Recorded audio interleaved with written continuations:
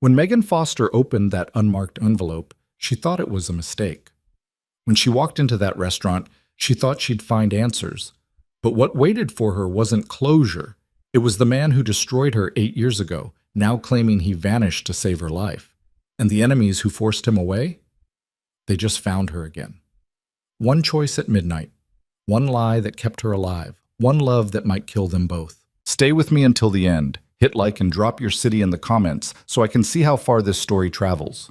Yes. The gallery closing had gone wrong in small, exhausting ways. First, the Castellano couple who'd reserved a private viewing never showed. Then the intern knocked over a sculpture. Not one of the expensive ones, thank God, but enough to require an incident report and 40 minutes on the phone with insurance. By the time Megan locked the front doors at 8:30, her feet ached in her heels and her head pounded with the specific throb that came from smiling through stress for 10 straight hours. She took the subway home in silence, too tired even for music. Her reflection in the dark window looked pale, her dark hair escaping its professional twist in limp strands around her face. 29 and already feeling 40. Her mother's voice echoed in her head from their last phone call. You work too hard for people who don't appreciate you. Megan had argued, but tonight she wondered if maybe her mother had a point. The apartment building's lobby smelled like someone's burnt dinner and old carpet. Megan collected her mail from the box, bills, a grocery store flyer, something from her dentist, and climbed the 3 flights to her floor. Her keys jangled as she sorted through them, and she was so focused on finding the right one that she almost stepped on the envelope. It lay on her doormat, cream-colored, expensive paper, her name written across the front in elegant black ink, Megan Foster. No address, no stamp, hand-delivered. She picked it up slowly, looking down the hallway. Empty. The building was quiet except for the muffled sound of a television through Mrs. Chen's door. Inside her apartment, Megan dropped her bag and kicked off her heels before opening the envelope.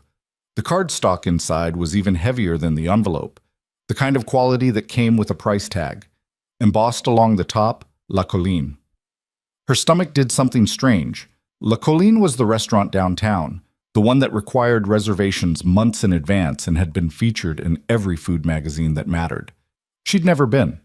Could never afford it. Below the name, a time, 10 p.m. Tonight. Below that, a single line that made her hands go cold. Some questions don't have answers. Some do.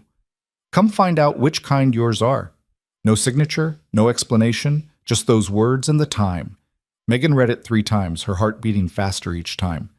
This was insane. This was the kind of thing that happened in movies before someone got murdered. She should throw it away. She should call the police. Instead, she stood there holding it, staring at that single line until the words blurred. Some questions don't have answers, but she had questions. One question, really, that had lived in the back of her mind for 8 years like a splinter she couldn't dig out. Why had Anthony left? They'd had plans. They'd talked about the future. And then one day he was just gone. His apartment cleared out, his phone disconnected, his friends silent or genuinely ignorant. He'd vanished like he'd never existed at all. She'd tried to move on, dated other men, built a career, convinced herself she was over it.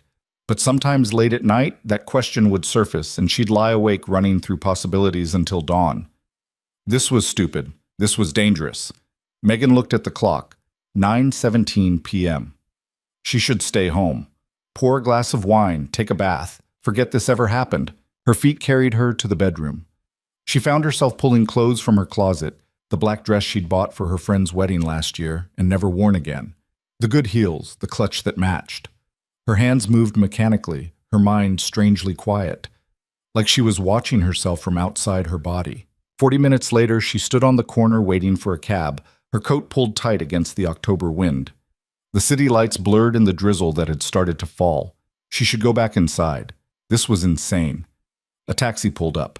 The driver looked at her expectantly. La Colline, Megan heard herself say. Downtown. The restaurant glowed like a jewel box in the rain.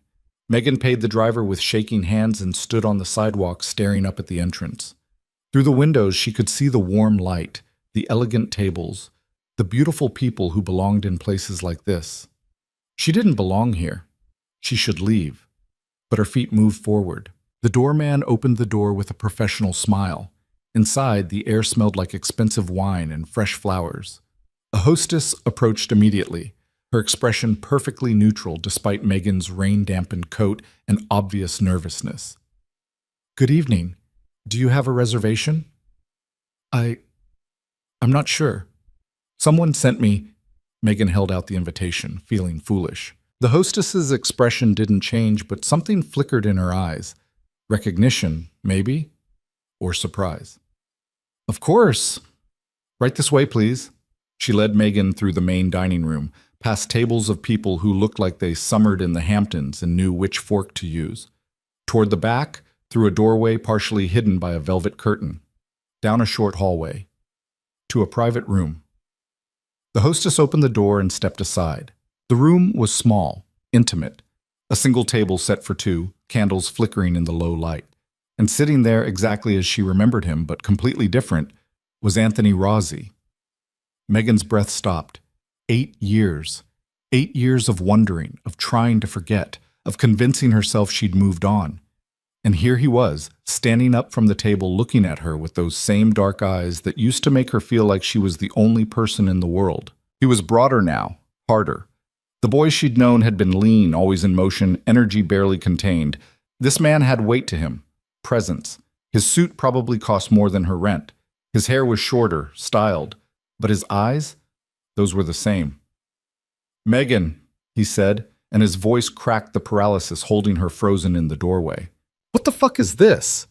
The words came out sharper than she'd intended, but she didn't care. 8 years of questions were suddenly pouring into her throat, choking her. "What the actual fuck, Anthony?" The hostess disappeared, closing the door softly behind her. Anthony took a step forward, hands slightly raised like he was approaching a spooked animal. "I know you're angry." "Angry?" Megan laughed, and it sounded slightly hysterical even to her own ears. "You think I'm angry? You disappeared. You left without a word, without an explanation, without anything, and now you send me a mysterious invitation like some kind of dramatic asshole, and you think I'm angry?" "Yes," he said quietly. "I think you're furious. I think you have every right to be. I don't want your permission to feel things." Her voice was rising, but she couldn't stop it. "I want to know why. I want to know what I did wrong. I want to know why I wasn't worth a conversation, a text, a fucking post-it note." "You didn't do anything wrong." "Then why?" The word came out broken. Megan hated how her voice wavered, hated the tears burning behind her eyes. "Why did you leave me?" Anthony's jaw tightened. For a long moment he just looked at her, and she saw something dark and heavy in his expression. Pain, maybe, or guilt. "Because if I stayed," he said finally, "you would have died." The room seemed to tilt. Megan grabbed the back of the chair nearest her, needing something solid. "What?" "Sit down, please." Anthony pulled out the chair across from his. "I'll explain everything, I promise. But please sit down." Every instinct screamed at her to leave, to run, to get as far away from this as possible. But her legs were shaking and the questions were still there, demanding answers. She sat. Anthony returned to his own chair, but he didn't relax. He sat like a man ready to move at any moment, muscles coiled. "Do you remember what I told you I did for work, back then? You said you worked for your uncle's import business." Megan's voice was steadier now, cold. "That was true, partially." He poured wine from the bottle on the table, something that probably cost more than she made in a week. He slid a glass toward her, then took one himself. "My uncle's business was imports, just not the legal kind." The words settled into her like stones. Megan stared at him. "What?" "The Rossi family has been in organized crime for 4 generations. My father ran the East Coast operations. My uncle Michael handled the international connections." Anthony's voice was flat, factual, like he was reading from a report. "I was 21 when you met me. I was supposed to be learning the business, working my way up. Instead, I fell in love with a girl who worked at a coffee shop and painted on weekends." "Don't." The word came out sharp. "Don't romanticize this." "I'm not. I'm telling you the truth." Anthony met her eyes. "You were everything that world wasn't. Clean, good, real. And I was stupid enough to think I could keep you separate from it. That I could have both." Megan's hands were shaking. She set down the wine glass before she dropped it. This isn't real. This is insane. I know how it sounds. Do you? Her voice cracked. Because it sounds like you're telling me you were a criminal, that everything we had was built on lies. Not everything. Anthony leaned forward, intense. What I felt for you, that was real. That was the only real thing in my life. Then why did you leave? The question hung between them. Anthony's expression darkened, and for a moment Megan saw something dangerous flicker across his face. Something that made her remember she was alone in a room with a man who just admitted to being a criminal. Because Victor Castellano found out about you, Anthony said quietly. The name rang a distant bell. Castellano? Like the couple who were supposed to come to the gallery tonight? Anthony's eyes sharpened. What? There was a couple, Castellano. They had a reservation for a private viewing. They never showed. Megan felt suddenly cold. Why? What does that mean? It means they're watching you. Anthony's voice had gone hard. It means I was right to bring you here. It means we're running out of time. Time for what? Anthony, you're not making sense. He stood abruptly, pulling out his phone. His fingers moved quickly across the screen while he spoke. Victor Castellano runs the Castellano family. They've been rivals with the Rossis for decades. 8 years ago, someone leaked information to Victor. He found out about you. He found out that you mattered to me. So? Anthony looked up from his phone, and the expression on his face made Megan's blood run cold. So Victor doesn't take hostages. He doesn't make threats. He just eliminates problems. And you would have been a problem. That's not... Megan stood too, backing away from the table. You're trying to scare me. I'm trying to make you understand. Anthony pocketed his phone and moved toward her, but stopped when she flinched. I had 2 choices. I could stay and watch you die, or I could leave and make you irrelevant. Someone who didn't matter to me anymore. Someone not worth the effort of killing. You left to protect me. Megan heard the words come out of her mouth, but they felt surreal. I destroyed you to save you. Anthony's voice was rough. I know what I did. I know how badly I hurt you, but you're alive, Megan. You built a life, a career, friends. You're alive and safe, and that's all that mattered. Until now. The pieces were clicking together in her mind, cold and terrible. You wouldn't contact me unless something changed, unless I was in danger again. Anthony's silence was answer enough. The Castellanos, Megan said slowly. Tonight, they were looking for me. They're looking for leverage. Anthony moved to the window, looking out at the restaurant below. My father died 6 months ago. I took over the family operations. We've been consolidating power, cutting into Castellano territory. Victor's getting desperate. He's digging through old files, old intelligence, looking for weaknesses. And he found me. He found a girl I dated 8 years ago, someone I supposedly cared about. Anthony turned back to her. If he thinks you still matter, if he thinks he can use you against me, he will, and he won't be gentle about it. Megan's legs felt weak. She sank back into the chair, her mind racing. This was insane. This couldn't be happening. She curated art. She paid her bills on time. She had a normal life. Why didn't you warn me? Send a message, something? Because any contact would have confirmed you matter, would have painted a target on you. Anthony crouched down in front of her chair, bringing himself to her eye level. I've had people watching you for 8 years, making sure you were safe. The second Victor's people started asking questions about you, I knew I had to move. So you sent a creepy invitation and brought me here. Megan's voice was bitter. Very romantic. I brought you here because it's neutral ground. Because I have people outside. Because I needed to see you face to face and make sure you understood the danger before... He stopped. His phone was buzzing. He pulled it out, looked at the screen, and went completely still. Before what? Megan demanded. Anthony stood, his expression shifting into something cold and controlled. Before they found out where you live. The words didn't make sense. What? My people just reported activity at your apartment building. 3 men. Professional. They went in through the service entrance 15 minutes ago. Anthony's voice was calm, but Megan could hear the tension underneath. They're in your apartment right now. The room spun. Megan gripped the edge of the table. You're lying. I wish I was. Anthony was already moving, pulling on his coat. We need to go, now. Go where? This is insane. I should call the police. And tell them what? Anthony's eyes were hard. That you suspect someone broke into your apartment, but you don't know for sure because you're not there. By the time they respond, Victor's people will be gone. And they'll know I warned you, which confirms you matter, which makes you a permanent target. So what's your plan? What, hide forever? No. Anthony held out his hand. You come with me. I keep you safe until we neutralize the threat. Then you can go back to your life. Megan stared at his hand like it was a snake. I don't trust you. I know. You lied to me for 2 years. You broke my heart. And now you show up and expect me to just believe everything you're saying? I expect you to be smart enough to see that whether you trust me or not, you're in danger. Anthony's voice was sharp. You think this is a game? You think I'd go through this elaborate setup as some kind of sick joke? Look at me, Megan. She did.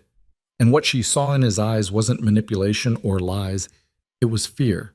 Real, genuine fear. They know where you live, Anthony said quietly. They know where you work. They know your routine, your friends, your favorite coffee shop. And if I leave you here, if I walk away and let you go home, you won't make it through the week. Is that what you want? To prove a point? Her throat was tight. I want my life back. Then let me give it to you. Let me fix this. The phone in his hand buzzed again. Anthony glanced down and swore under his breath. They're leaving your building. We need to move now before they realize you're not there. Megan stood on shaking legs. Her whole world had tilted sideways in the space of 30 minutes. Everything she thought she knew was wrong. Everything she'd built, all the safety and normalcy she'd fought for after Anthony left, it was an illusion. And the man who destroyed her was now her only option for survival. If I do this, she said slowly, if I go with you, I want the truth. All of it. No more lies. Okay. And when this is over, you leave me alone. Forever. Something flickered in Anthony's expression. Pain, maybe regret. But he nodded. If that's what you want. It wasn't what she wanted. That was the worst part. Even now, even after everything, part of her still responded to his presence like a compass finding north. But that part of her was stupid and self-destructive, and she couldn't afford to listen to it. Let's go, she said. Anthony led her out through a back hallway she hadn't known existed. They exited into an alley where a black SUV was already waiting, engine running. A man Megan didn't recognize sat in the driver's seat, his expression neutral. This is Marco, Anthony said as he opened the back door for her. He's been watching your building tonight. Megan climbed in, her dress catching on the seat. Anthony slid in beside her, and Marco pulled away from the curb immediately, smooth and fast. Where are we going? Megan asked. Somewhere safe. That's not an answer. It's the only answer I can give right now. Anthony was texting rapidly on his phone, his jaw tight. We need to make sure we're not followed first. The city slid past the windows. Megan watched the familiar streets give way to neighborhoods she didn't know. Marco drove with the easy confidence of someone who'd done this 1,000 times, making turns that seemed random, but probably weren't. The men in my apartment, Megan said. What were they looking for? Evidence that you matter to me. Photos, letters, anything that shows we had a relationship. Anthony didn't look up from his phone. They'll find your old college stuff if you kept it. Maybe some pictures. Megan's stomach dropped. She had kept things. A box in her closet with photos, ticket stubs, the birthday card he'd given her with the terrible poem inside. She'd told herself she kept it for closure, but she'd never thrown it away. They'll find it, she said quietly. Anthony's hand stilled on his phone. You kept things?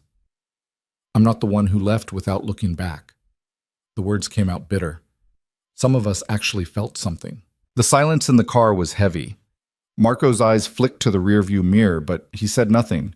I never looked back because if I did, I wouldn't have been able to keep walking, Anthony said, finally, his voice low. You think this was easy? You think I just forgot about you and moved on? Didn't you? No. The single word was fierce. I thought about you every single day. I checked on you every week. I made sure you were safe, happy, building a life. And it killed me, Megan. It killed me to watch you with other men, to see you smiling at parties I couldn't attend, to know you were right there, and I couldn't. He stopped, jaw clenched. Couldn't what? Couldn't have you. He finally looked at her, and the naked emotion in his eyes made her chest ache. Couldn't fix what I'd broken. Couldn't tell you the truth without putting you in danger. And now? Now you're in danger anyway, so at least I can tell you the truth. Marco turned onto a highway on-ramp, accelerating into the sparse late-night traffic. Megan looked out the window at the city lights fading behind them. Where are we going? She asked again. A house upstate. It's secure, off the grid.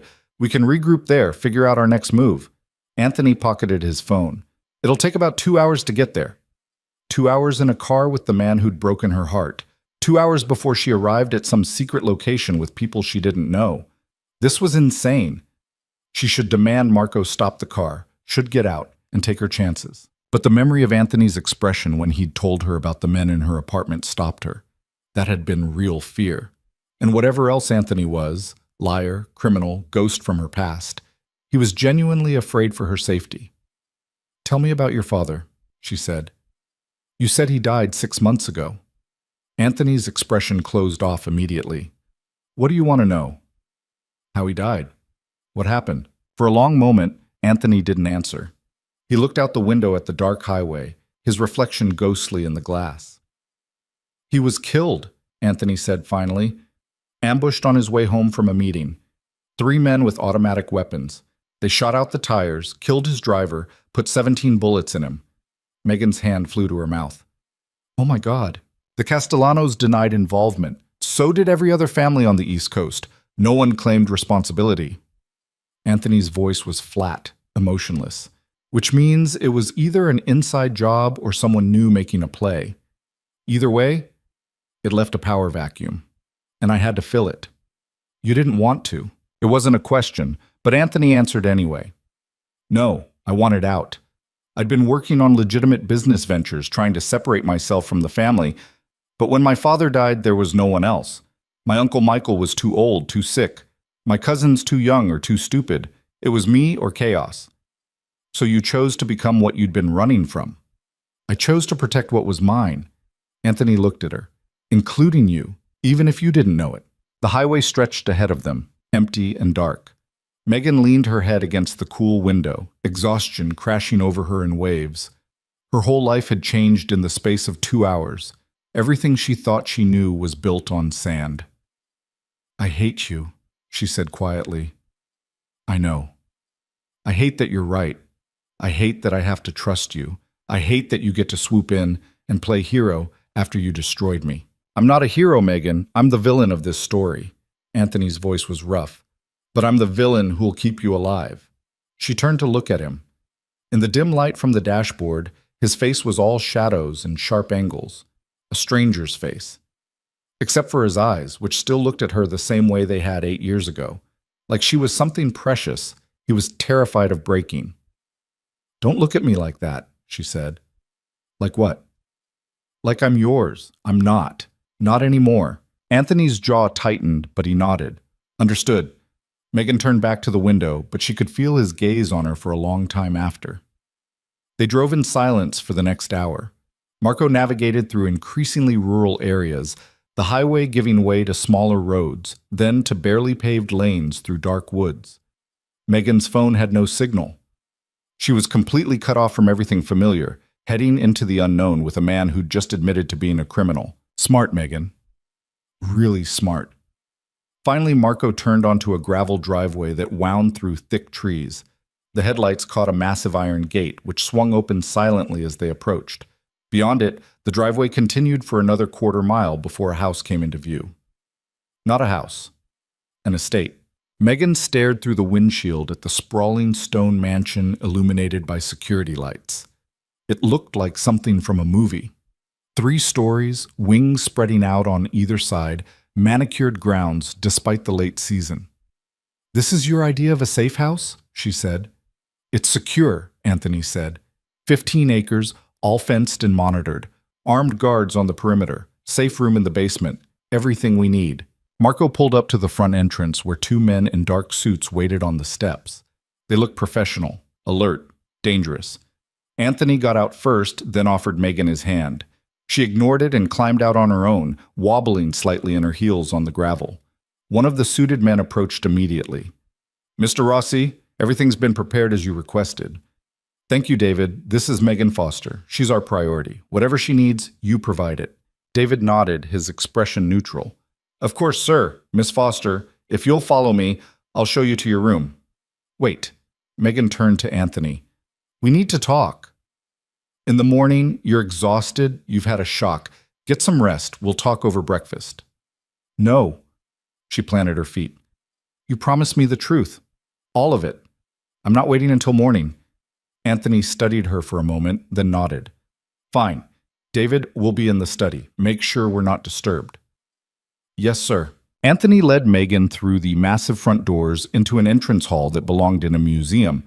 Marble floors, crystal chandelier, artwork that was probably original. Her heels clicked on the stone as she followed him down a hallway and into a room lined with bookshelves. The study was smaller than she'd expected, more intimate. Leather chairs, a fireplace already burning, a desk covered with papers and laptops. Anthony shrugged off his coat and poured 2 glasses of bourbon from a crystal decanter. "I don't drink bourbon," Megan said. "You do tonight." He pressed the glass into her hand. "Trust me." She took a sip and immediately regretted it. The liquor burned down her throat, making her eyes water, but the warmth that followed was steadying. Anthony settled into one of the leather chairs, gesturing for her to take the other. Megan perched on the edge of it, her back straight, every muscle tense. "Ask me anything," Anthony said. "I'll tell you the truth." Where to even start? Megan's mind was spinning with questions, each one competing for attention. She took another sip of bourbon, let it burn, and chose the one that hurt most. "Did you ever love me? Or was I just, I don't know, a hobby? A way to feel normal?" Anthony's expression didn't change, but something in his eyes went soft. "I loved you more than I've ever loved anything in my life. You were the only good thing in a world that was rotting from the inside, and that's exactly why I had to let you go." "That doesn't make sense." "It does in my world." Anthony leaned forward, elbows on his knees. "Love in my world is a weapon, Megan. It's leverage. It's how people get to you, how they make you weak. My father loved my mother, and when she died of cancer, he almost lost everything because he couldn't function without her.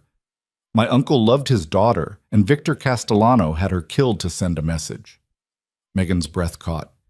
"Victor killed his daughter?" "My uncle's daughter, my cousin. She was 19.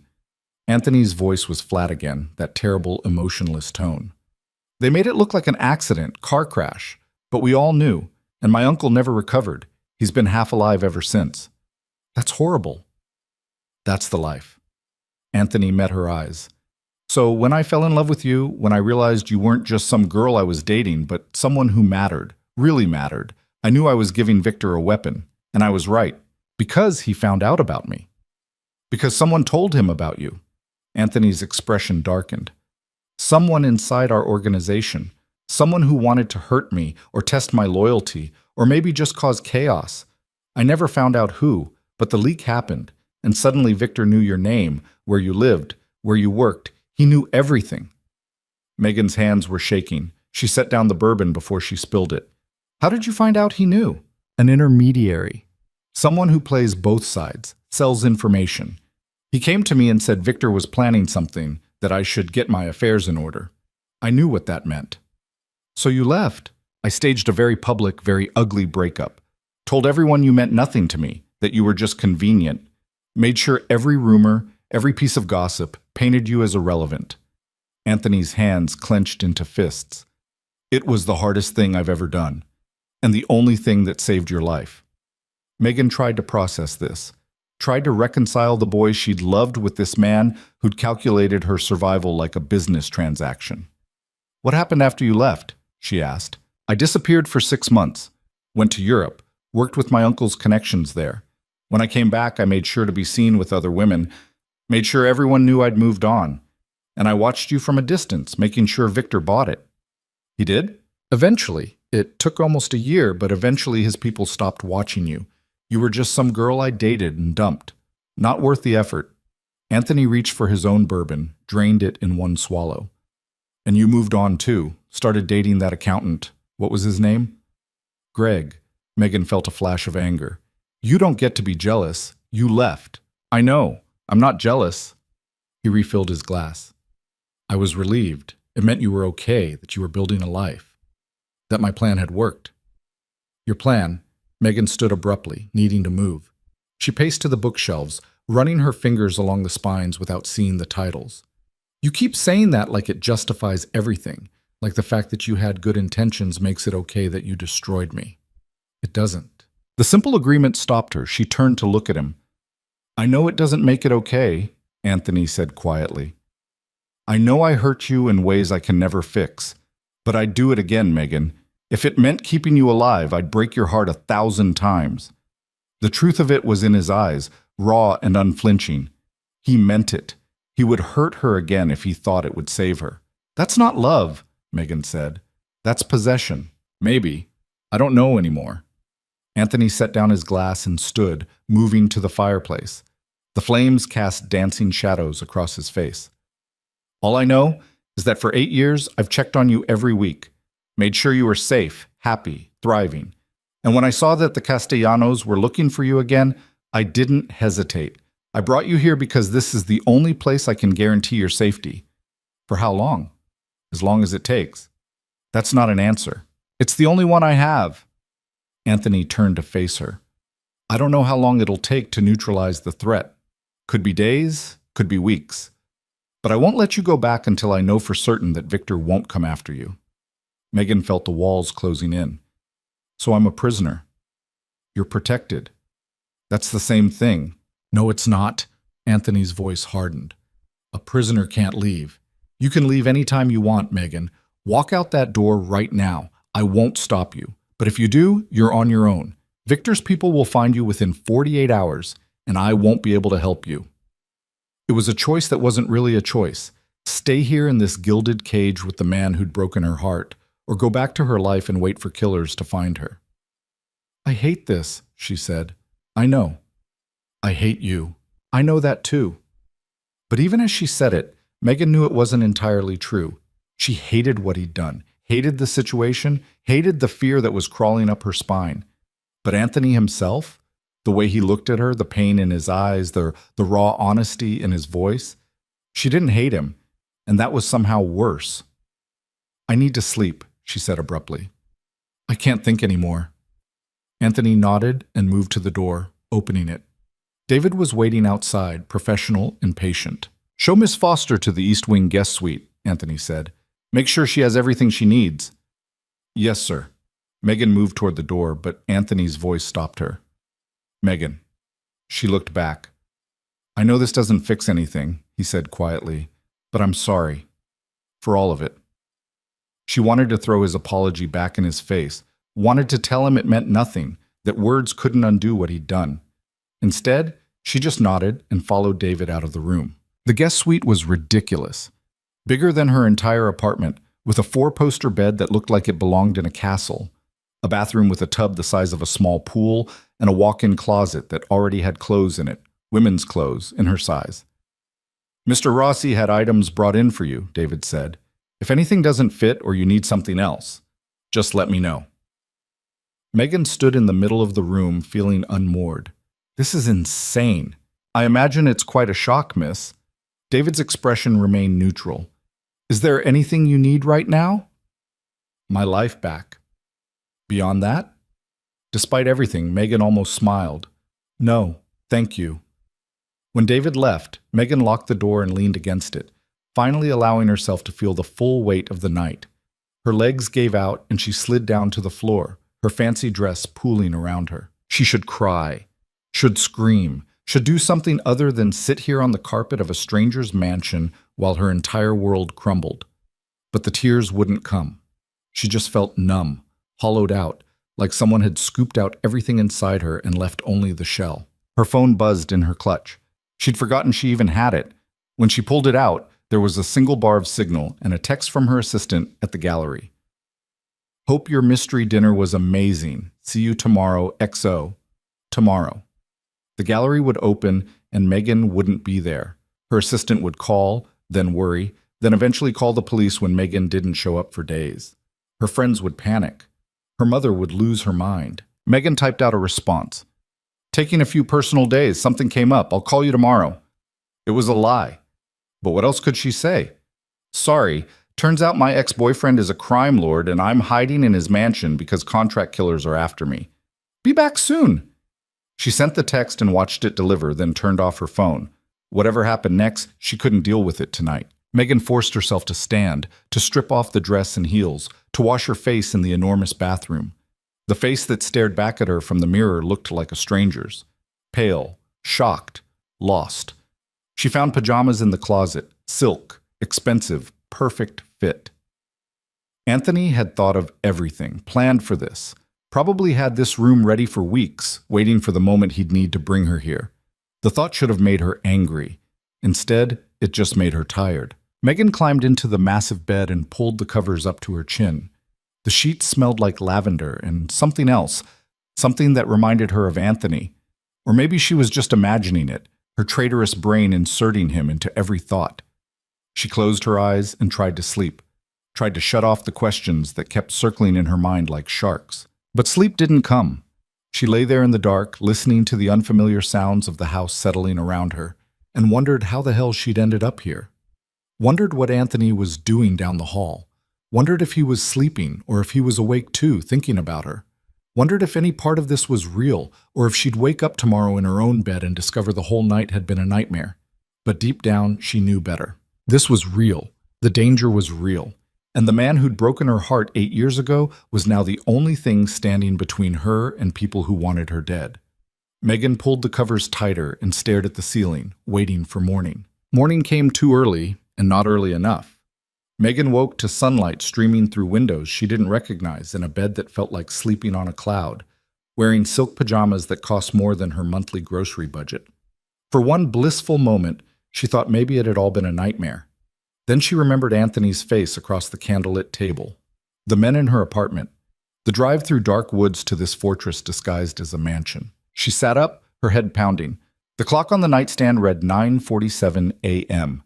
She'd slept for maybe 4 hours total, the rest of the night spent staring at shadows on the ceiling, running through everything Anthony had told her and trying to find the lies hidden in the truth. A soft knock on the door made her jump. "Miss Foster? I have breakfast for you." A woman's voice, pleasant and professional. Megan wrapped herself in the robe she found draped over a chair, cashmere of course, and opened the door. A woman in her 50s stood there with a tray, her gray hair pulled back in a neat bun, her smile kind. "I'm Rosa," she said. "I manage the household. Mr. Rossi thought you might prefer to eat in your room this morning, but if you'd rather join him in the dining room, here's fine." Megan took the tray, coffee, fruit, pastries that looked homemade. Her stomach growled despite everything. "Thank you." "Of course. There are clothes in the closet, all your size. If you need anything else, just pick up the phone by the bed and dial 0. When Rosa left, Megan set the tray on the small table by the window and looked out at the grounds. In daylight, the estate was even more impressive. Manicured gardens despite the late October chill, a stone path winding through trees just starting to lose their leaves, and in the distance, the fence Anthony had mentioned. Tall, iron, topped with something that might have been decorative scrollwork but was probably cameras. She was in a prison made of money and good taste. Megan forced herself to eat, to drink the coffee that was perfectly prepared even though she'd never told anyone how she liked it. Anthony had probably remembered. He'd remembered everything else. The closet held designer clothes with the tags still on, jeans that fit perfectly, sweaters and soft neutrals, even underwear in her exact size. It should have been thoughtful. Instead, it felt invasive, like Anthony had cataloged every detail about her body and filed it away for future use. She chose the simplest outfit she could find, jeans, a cream sweater, boots that were probably Italian leather, and braided her hair to keep her hands busy. In the mirror, she looked almost normal, like a woman getting ready for a casual Saturday, not someone hiding from contract killers. The laugh that bubbled up was slightly hysterical. Megan pressed her hand over her mouth, forcing it down. She couldn't afford to break, not now. Another knock, this one firmer. Megan opened the door to find David, the security man from last night. "Mr. Rossi requests your presence in his office when you're ready, Miss Foster." "Requests or demands?" David's expression didn't change. "Requests, miss." "And if I'm not ready?" "Then I'm to tell him you'll come when you're ready." At least Anthony was maintaining the illusion that she had a choice. Megan grabbed her phone, still dead, no signal anyway, and followed David through the labyrinth of hallways. The house was even bigger than she'd realized, all high ceilings and expensive art and the kind of quiet that came from thick walls and solid construction. Anthony's office was on the second floor, facing the back of the property. Floor-to-ceiling windows looked out over a forest that seemed to stretch forever. Anthony stood at those windows, phone pressed to his ear, speaking in rapid Italian. He was dressed more casually than last night. Dark jeans, a gray Henley that showed off shoulders that definitely hadn't come from sitting behind a desk.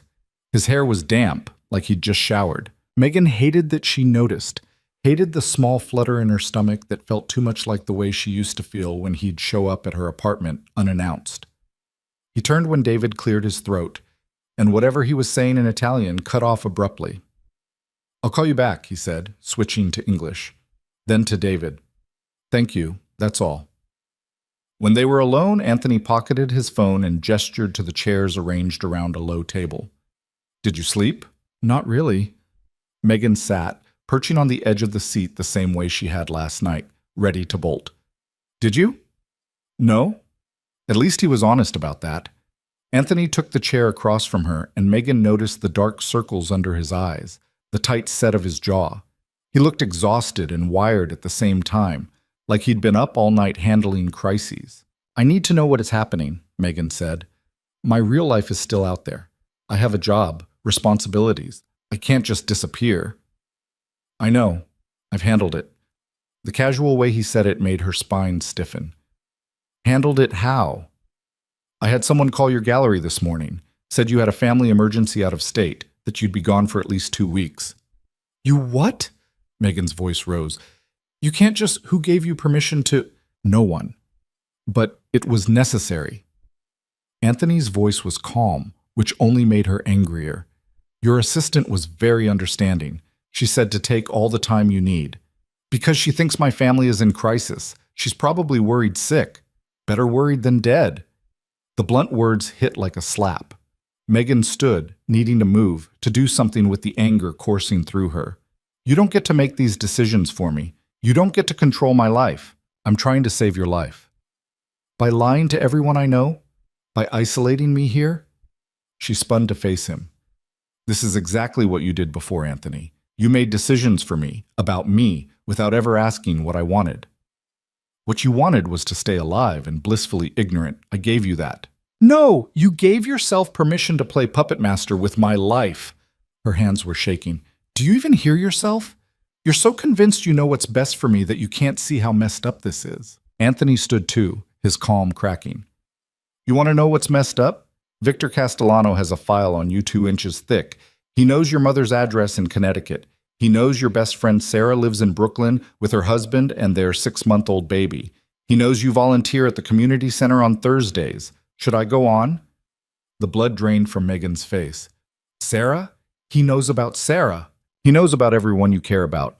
Everyone who could be used as leverage." Anthony's voice was hard now, all pretense of gentleness gone. "So, yes, I made decisions without asking you, because if I'd called you up and said, 'Hey, remember me, your ex who vanished?' Well, I need you to abandon your life and hide because my criminal enemies might torture your friends to get to me. You would have hung up, or worse, you would have tried to handle it yourself." "You don't know that, don't I?" He moved closer, and Megan had to fight the urge to step back. "Tell me honestly, Megan, if I'd called you yesterday and told you all of this, what would you have done?" She wanted to argue, wanted to say she would have been rational, careful, smart, but he was right. She would have thought he was insane, would have hung up and maybe called the police, or maybe just blocked his number and tried to forget. "That's what I thought," Anthony said quietly when she didn't answer. "So yes, I made the choice for you, and I'd do it again." Megan sank back into the chair, suddenly exhausted. "I can't live like this. I can't just hide here forever while you—" "What? Fight some kind of mob war?" "Not forever. Just until I neutralize the threat." "How?" Anthony returned to his seat, running a hand through his hair. The gesture was so familiar it hurt. "Victor's operation has been struggling since my father died. We've been cutting into his territory, absorbing his lower-level people, disrupting his supply chains. He's desperate, which makes him dangerous. but it also makes him vulnerable. So what's your plan? Kill him? If necessary. Anthony's eyes were cold. But preferably I'll force him to the negotiating table. Make it clear that coming after you costs more than it's worth. And if he doesn't agree, then yes, I'll kill him. The matter-of-fact way he said it made Megan's stomach turn. This wasn't the Anthony she'd known.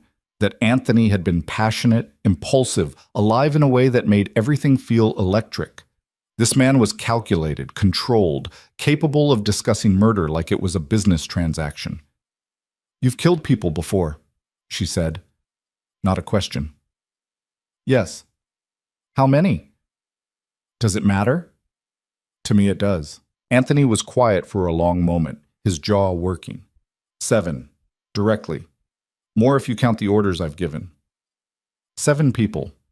Megan tried to process that, tried to reconcile it with the boy who used to bring her coffee in bed and read terrible poetry out loud just to make her laugh. "Why did you kill them?" "Because they were trying to kill me, or someone I cared about, or they betrayed the family." Anthony met her eyes. "I'm not a good man, Megan. I've done things that would make you sick, but I've never killed anyone who didn't deserve it, and I've never enjoyed it, if that matters." "I don't know what matters anymore." Megan pressed her hands to her face. "I don't know who you are. I'm the same person I was 8 years ago, just older, more honest about what I am." "No, you're not." She looked at him through her fingers. That Anthony was in love with life. He was restless and passionate, and he made everything feel possible. "You're cold, like something died inside you." Pain flickered across Anthony's face, quick and sharp. "Something did die. The part of me that thought I could have a normal life. That died the day I left you." The words hung between them, heavy with truth. Megan dropped her hands, studying him, really looking at him for the first time since last night's shock had worn off. He was right that he hadn't changed, not fundamentally. The intensity was still there, that focused energy that used to make her feel like she was the center of his universe. But it had been channeled into something harder now, more dangerous. He'd weaponized the parts of himself that used to be passionate and made them lethal. "I don't know if I can forgive you," she said quietly. "I'm not asking you to." "Then what are you asking?" "For time. For a chance to keep you safe, and maybe—" He paused, seeming to choose his words carefully. "Maybe for you to understand why I did what I did, even if you can't forgive it." Before Megan could respond, Anthony's phone buzzed. He glanced at it and his expression hardened. "What?" Megan asked. "Victor's people hit your apartment again last night. They took the box from your closet." The box with their photos, their memories. Proof that she'd mattered to him. Megan's chest tightened. "So he knows. He knows we had a relationship. He doesn't know if it's still relevant." Anthony was already typing on his phone. "But he'll be testing that theory soon." "How?" "By making a move. Publicly. Something designed to get my attention and see how I react." Anthony stood, pacing to the window. "We need to be ready." "Ready for what?" He turned back to her, and the look in his eyes made her blood run cold. "For him to hurt someone you care about to see if I care." Megan was on her feet instantly. "Sarah, he's going to go after Sarah. Possibly. Or your mother. Or any of a dozen people you're connected to." Anthony was already moving to his desk, pulling up security feeds on multiple monitors. "I've had people watching them since last night, but Victor's smart. If he wants to make a statement, he'll find a way." "Then warn them. Get them somewhere safe." "I can't without confirming you matter. That's the catch-22. Anthony's fingers flew over the keyboard. "If I pull all your people into protective custody, Victor knows for certain you're important to me. If I do nothing, someone gets hurt. Either way, he learns something." "So what do? We wait, we watch, and we make sure we're ready to respond the second he makes a move." Anthony pulled out his phone again, making a call. "Marco, I need eyes on all of Foster's primary contacts. 24/7 coverage. If anyone so much as looks at them wrong, I want to know immediately." Megan wrapped her arms around herself, suddenly cold despite the heated room. This was her fault. These people she loved were in danger because of her, because of a relationship she'd had 8 years ago that she'd thought was long dead. "They don't deserve this," she said. "No, they don't."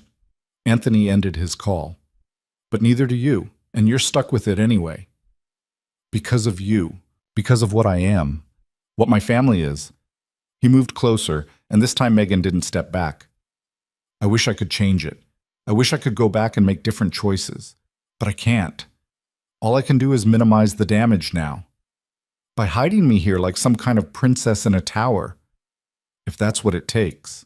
Megan looked up at him, at this man who was both familiar and stranger, who claimed to love her enough to destroy her to save her. And what happens when this is over? When Victor's neutralized or dead or whatever? Do I just go back to my life and pretend none of this happened? That's up to you. Is it? Because it seems like you've made all the other decisions. Anthony's jaw tightened. When this is over, I'll walk away, if that's what you want. I'll make sure you're safe, set you up somewhere new if you need it, and I'll never contact you again. You promise? Yes. The certainty in his voice should have been comforting. Instead, it felt like loss.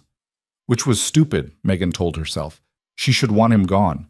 Should want to go back to her normal life and forget any of this ever happened. But a treacherous part of her, the part that had kept that box of memories for 8 years, whispered that maybe normal wasn't what she wanted anymore.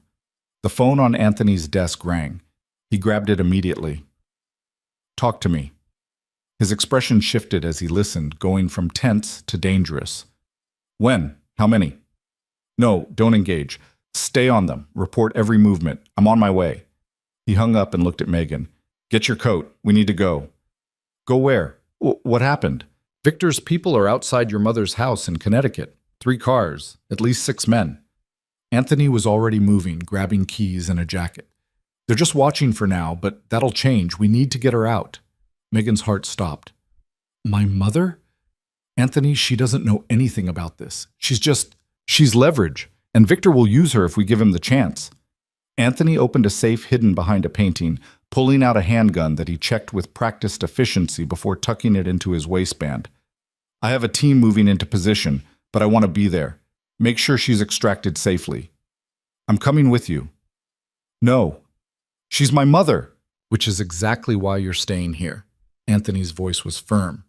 If Victor's people see you, it confirms everything. You stay here under guard where I know you're safe. I'm not letting you do this alone. I'm not alone. I have a team. He moved to the door, but Megan blocked his path. Anthony, please, I can't just sit here while my mother's in danger.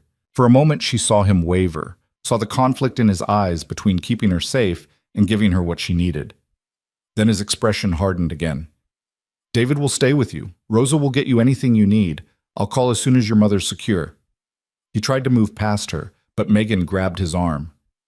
If anything happens to her, it won't. He covered her hand with his, and the touch sent electricity through her despite everything. I promise you, Megan, I will keep her safe. Then he was gone, the door closing behind him with a finality that made her want to scream. Megan stood there, frozen, listening to his footsteps recede down the hallway. Then she was moving, running to the window just in time to see Anthony climb into an SUV with 3 other men. The vehicle tore down the driveway, disappearing into the trees. Miss Foster? David appeared in the doorway. Mr. Rossi asked me to stay with you. My mother, Megan said, her voice shaking. He's going to get my mother. Mr. Rossi is very good at what he does. She'll be safe. You don't know that. I do, actually. David's expression softened slightly. I've worked for him for 5 years. I've never seen him fail to protect someone he cares about. And the people he doesn't care about? David didn't answer that, which was answer enough. Megan sank into Anthony's desk chair, her legs shaking too badly to hold her. Her mother. Her sweet, oblivious mother, who thought Megan's biggest problem was working too hard. Who had no idea her daughter was caught up in some criminal war because of a boyfriend from almost a decade ago. The minutes crawled by with agonizing slowness. Megan stared at the monitors on Anthony's desk, but they showed only the grounds of the estate, the perimeter fence, the empty driveway. Nothing helpful. Nothing that told her what was happening 2 hours away in Connecticut. She pulled out her phone without thinking, then remembered it was useless. No signal. And even if she could call her mother, what would she say? Hi, Mom. Don't panic, but there are probably mobsters outside your house. Just sit tight while my criminal ex-boyfriend sends his goons to rescue you. A laugh bubbled up, slightly hysterical. This couldn't be real. This couldn't be her life. Miss Foster, can I get you anything? David asked. Water? Coffee? A time machine would be great. Unfortunately, that's outside my skill set. Despite everything, Megan almost smiled. What exactly is your skill set, David? Security, protection, making sure people stay alive even when other people want them dead. And you're good at it? Still here, aren't I? Megan looked at him, really looked. He was probably in his 40s, fit in that compact, dangerous way that suggested military training. His suit hid it well, but she could see the outline of a weapon at his hip. How many people had he killed for Anthony? How many times had he done exactly what he was doing now, babysitting someone while his boss handled the messy work? How did you end up working for Anthony? She asked. David hesitated, then seemed to decide there was no harm in answering. I was Marines, did 3 tours overseas. When I got out, let's say I was struggling to adjust. Mr. Rossi's uncle found me, offered me a job. Security work, nothing illegal. It was good money, and it was what I knew how to do. But you knew what the family was. Yes. And that didn't bother you. David considered this. I've seen enough of the world to know that legal and moral aren't always the same thing. The Rossi family has rules, codes. They protect their own. I've worked for governments that couldn't say the same. It was a depressing kind of logic, but Megan understood it. The world wasn't black and white. Sometimes it was just varying shades of gray, and you picked the gray you could live with. An hour passed. Then 2. Megan paced the office until David gently suggested she might be more comfortable in the library, which had better seating and fewer reminders of who Anthony was. She followed him through the mansion to a room that was all floor-to-ceiling books and leather furniture, and the kind of quiet that felt like a physical presence. I'll be right outside, David said. If you need anything, I know, dial 0. Megan tried to smile. Thank you. When she was alone, Megan pulled a book off the shelf without looking at the title and tried to read. The words swam in front of her eyes. Meaningless. Her mind kept playing out scenarios. Her mother being dragged from her house, gunfights in quiet suburban streets, Anthony lying in a pool of blood because he tried to protect someone who shouldn't have been his problem. Her phone buzzed. Megan grabbed it, hope surging, but there was still no signal, just a notification that the battery was at 15%. She'd forgotten to charge it last night. Stupid. She was about to set it down when it buzzed again. And again. Then the signal bars flickered, just for a second, showing 1 bar. Megan stood, holding the phone up, moving around the library trying to catch that bar again. There, by the window. Weak, but there. A text came through, delayed. Where are you? Your boss said family emergency, but you're not at your mom's. Getting worried. Sarah. Then another. Megan, seriously, call me. This isn't like you. And another. If I don't hear from you by tonight, I'm filing a missing persons report. Megan's fingers hovered over the keyboard. She should respond. Should tell Sarah she was fine, just dealing with some stuff. Nothing to worry about. But what could she say that wouldn't make things worse? The door opened and David appeared. Miss Foster, I need you to step away from the window. What? Why? Now please. His hand was on his weapon. Megan backed away from the window just as she heard it, the distant sound of helicopters. Multiple. Getting closer. What's happening? She asked. David was on his radio, speaking in clipped tones. We have incoming aircraft, origin unknown. Get the house on lockdown. Move Miss Foster to the safe room. I'm not going to a safe room until someone tells me what's going on. But David was already moving, his hand on her arm, pulling her toward the door. Protocol, Miss Foster. When there's a potential threat, you go to the secure location. No arguments. Megan tried to pull away, but his grip was firm without being painful. He led her through the hallways at a near run, down a staircase she hadn't known existed, into what looked like a wine cellar but was actually something much more serious. The safe room was behind a heavy steel door that looked like it belonged in a bank vault. Inside was a small space with monitors, supplies, and enough weapons to outfit a small army. Stay here, David said. Don't open this door for anyone except me or Mr. Rossi. You understand? David, what's happening? Is it Victor's people? I don't know yet, but until I do, you stay locked down. He showed her how to work the door mechanism from the inside. If something happens to me, if you hear gunfire, you wait 2 hours and then you use the tunnel. He pointed to what looked like a wine rack, but apparently swung open. It comes out a 1/4 mile from the house. There's a car waiting with keys in it. You drive south until you hit the interstate, Then you call this number. He pressed a card into her hand. They'll know what to do. David, 2 hours. Not before. You understand? Megan nodded, her throat tight. David stepped back and the vault door swung shut with a sound like the end of the world. Megan was alone in the safe room, the walls pressing in, the monitors showing different angles of the estate grounds. On one screen, she could see the helicopters now, 3 of them, black, unmarked, circling the property like sharks. This was insane. This was a movie. This couldn't be her actual life. But the monitors were real. The weapons on the wall were real. The fear coursing through her veins was real. Megan sank into the chair in front of the monitors and watched the helicopters land on the front lawn. Men in tactical gear poured out, moving with military precision, not toward the house, toward the perimeter. A voice crackled over a speaker she hadn't noticed. Stand down, I repeat, stand down.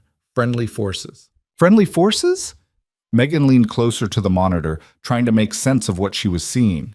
One of the tactical team members pulled off his helmet, and even through the grainy feed, Megan recognized him. Anthony. He'd come back.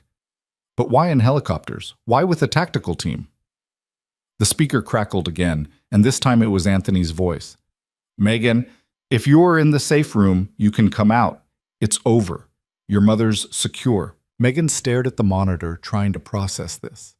He'd gotten her mother. He was back. It was over. Her hand shook as she worked the door mechanism. The vault swung open, and David was there, looking relieved. False alarm, he said. Mr. Rossi's team. They brought your mother here. Here?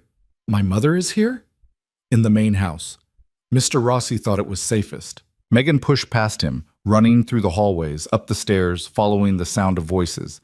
She burst into the main foyer to find Anthony surrounded by his tactical team, all of them armed to the teeth, and standing in the middle of them, looking completely bewildered, was her mother.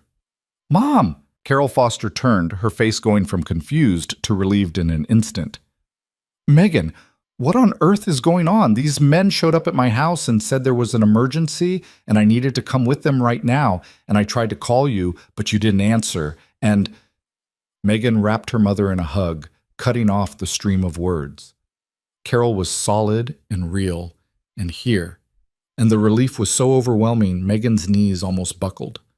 I'm okay, Mom. I'm sorry. I'm so sorry. Someone want to tell me what's happening? Carol pulled back, looking between Megan and Anthony. Then her eyes widened. Anthony Rossi? Is that you? Anthony had the grace to look uncomfortable. Hello, Mrs. Foster. You? Carol's voice went sharp. You're the one who broke my daughter's heart 8 years ago, and now you show up with commandos and kidnap me from my house? Mom, it's not… I didn't kidnap you, ma'am. I extracted you from a dangerous situation. Anthony's voice was respectful but firm. There were men watching your house, men who work for people who would have hurt you to get to me. I couldn't let that happen. Carol looked at her daughter. Megan Louise Foster, you tell me right now what's going on. The use of her full name, the tone that meant she was in serious trouble, would have been funny under different circumstances. Megan took a deep breath. It's complicated, Mom. I gathered that from the helicopters. Carol's eyes were sharp, missing nothing. Start explaining. So Megan did. She told her mother everything. Anthony's reappearance, his confession about the criminal world, the danger from the Castellanos, the reason she was here. Carol listened without interrupting, her expression shifting from anger to shock to something harder to read. When Megan finished, Carol was quiet for a long moment. Then she turned to Anthony. You left my daughter to protect her. Yes, ma'am. And now you've dragged her back into this mess. I had no choice. If I'd left her unprotected, she would have been killed. I understand. Carol's voice was cold. What I don't understand is why you thought you had the right to make these decisions for her. Either time. Anthony met her gaze steadily. I don't have the right. I just have the ability. And I'd rather she hate me and be alive than love me and be dead. Noble, Carol's tone said it was anything but. And what happens when this is over? You disappear again? Break her heart again? If that's what she wants. What about what you want? The question seemed to catch Anthony off guard. He looked at Megan, and something raw and unguarded crossed his face before he could hide it. What I want doesn't matter. That's a coward's answer. Carol crossed her arms. You want to know what I think? I think you're scared. I think you loved my daughter so much it terrified you. And when you had an excuse to run, you took it. And now you're using this whole protection thing as a way to keep her at arm's length because you're still terrified. Mom, Megan said, mortified, but Anthony wasn't looking away. You might be right. The admission hung in the air. Carol studied him for another long moment, then sighed. I need a drink, and probably a bed. And then tomorrow, you're going to explain to me exactly how you plan to end this threat so my daughter can have her life back. Yes, ma'am. Anthony gestured to Rosa, who'd appeared in the doorway. Rosa will show you to a guest room. Anything you need? I know. Dial 0. Carol looked at her daughter. You and I are going to have a very long conversation tomorrow. I know, Mom. Carol hugged her again, fierce and quick, then followed Rosa out of the foyer. The tactical team had already dispersed, leaving just Megan and Anthony in the massive space. Your mother's terrifying, Anthony said. She raised me alone after my father died. She had to be. Megan crossed her arms, suddenly exhausted again. Thank you. For getting her out safely. That's what I promised. I know, but... She trailed off, not sure how to articulate what she was feeling. Gratitude and resentment tangled together, impossible to separate. Anthony moved closer, and Megan saw the exhaustion in his face now, the strain of the last few hours. There was a moment when I thought we wouldn't make it in time. Victor's people were moving in, getting ready to knock on her door. If we'd been 5 minutes later, but you weren't. No. He looked at her and his eyes were haunted. But I will be eventually. That's how this works. I can't save everyone. I can't stop every threat. Sooner or later, I'm going to be 5 minutes too late, and someone's going to die because of me. The defeat in his voice caught Megan off guard. This wasn't the controlled, confident man who'd laid out his plans like they were certainties. This was someone who was tired, scared, and very aware of his limitations. Is that what happened to your father? She asked quietly. You were too late? Anthony's jaw clenched. I wasn't even there. I was in Europe handling a deal. He called me that morning, said he needed to talk about something important. I told him I'd call him back after my meeting. His voice went flat. He was dead before I got out of the conference room. Anthony, don't. Don't tell me it's not my fault. I know the logic. I know I couldn't have predicted it, couldn't have stopped it even if I'd been there. But he called me, and I was too busy to answer, and now he's gone. Megan understood now why he'd moved so fast when he'd learned about the threat to her, why he'd orchestrated this whole extraction with such urgency. He was trying to make up for being 5 minutes too late once before. Your mother was right, Anthony said. I am a coward. I'm terrified of failing you the way I failed him. So don't fail me. The words came out before Megan could think them through. Stay, fight, do whatever you have to do to end this threat, and then what? She didn't know. Didn't know what she wanted beyond the immediate need to survive this. Didn't know if she could forgive him or if she even wanted to try. Then we figure it out, she said finally. Anthony looked at her like she'd offered him something precious and breakable. You mean that? I don't know. Maybe. Ask me again when people aren't actively trying to kill me. A ghost of a smile touched his lips. Fair enough. They stood there as the foyer, the space between them charged with everything they weren't saying. Megan thought about her mother's accusation, that Anthony was using protection as an excuse to keep her at arm's length. And maybe it was true. Maybe he was just as scared of this as she was. But right now, with her mother safe upstairs and the immediate crisis averted, Megan was too tired to analyze it, too tired to fight. I need to check on my mother, she said. Of course. Anthony stepped back, giving her space. Get some rest. Tomorrow we'll talk about next steps. Megan nodded and headed for the stairs. But at the landing, she looked back. Anthony was still standing there, watching her like he was memorizing the sight, like he thought it might be the last time. Anthony? Yeah? Thank you for saving her. His expression softened. Always. The word carried weight, a promise and a confession wrapped together. Megan held his gaze for another moment, then climbed the stairs to find her mother. Whatever happened next, whatever threats were still coming, at least for tonight they were all safe under the same roof. It would have to be enough. Megan found her mother standing at the window of the guest suite, still wearing her cardigan and sensible shoes, looking out at the darkening grounds like she was trying to make sense of a world that had tilted sideways. "Mom?" Carol turned, and the expression on her face was complex, worry and anger, and something that might have been fear all tangled together. "Tell me the truth, Megan. All of it. Not the sanitized version you gave me downstairs with that boy watching." Megan closed the door and leaned against it. "He's not a boy anymore. No, he's a man with helicopters and guns who just upended both our lives." Carol sat on the edge of the bed, hands folded in her lap in that way she had when she was trying to stay calm. "How long have you known he was back?" "Since last night." "Last night. And you didn't call me?" "I didn't know you were in danger until this morning, and by then Anthony was already moving to get you out." Megan crossed the room and sat beside her mother. "I'm sorry for all of this. You shouldn't be involved. I'm your mother. I'm involved in everything whether you want me to be or not." Carol's voice softened. "That boy broke your heart, Megan. It took you 2 years to stop crying yourself to sleep. 2 years. And now he shows up and you're just, what, trusting him? I don't trust him. I don't even know if I like him anymore." Megan picked at a loose thread on the expensive bedspread. "But he's right about the danger. Those men outside your house, they weren't there by accident. How do you know Anthony didn't arrange that himself to scare you into coming here?" The question hit harder than Megan expected because she'd thought the same thing in darker moments. "Because he looked terrified when he told me. Real terror, Mom. Not the manufactured kind." Carol was quiet for a moment.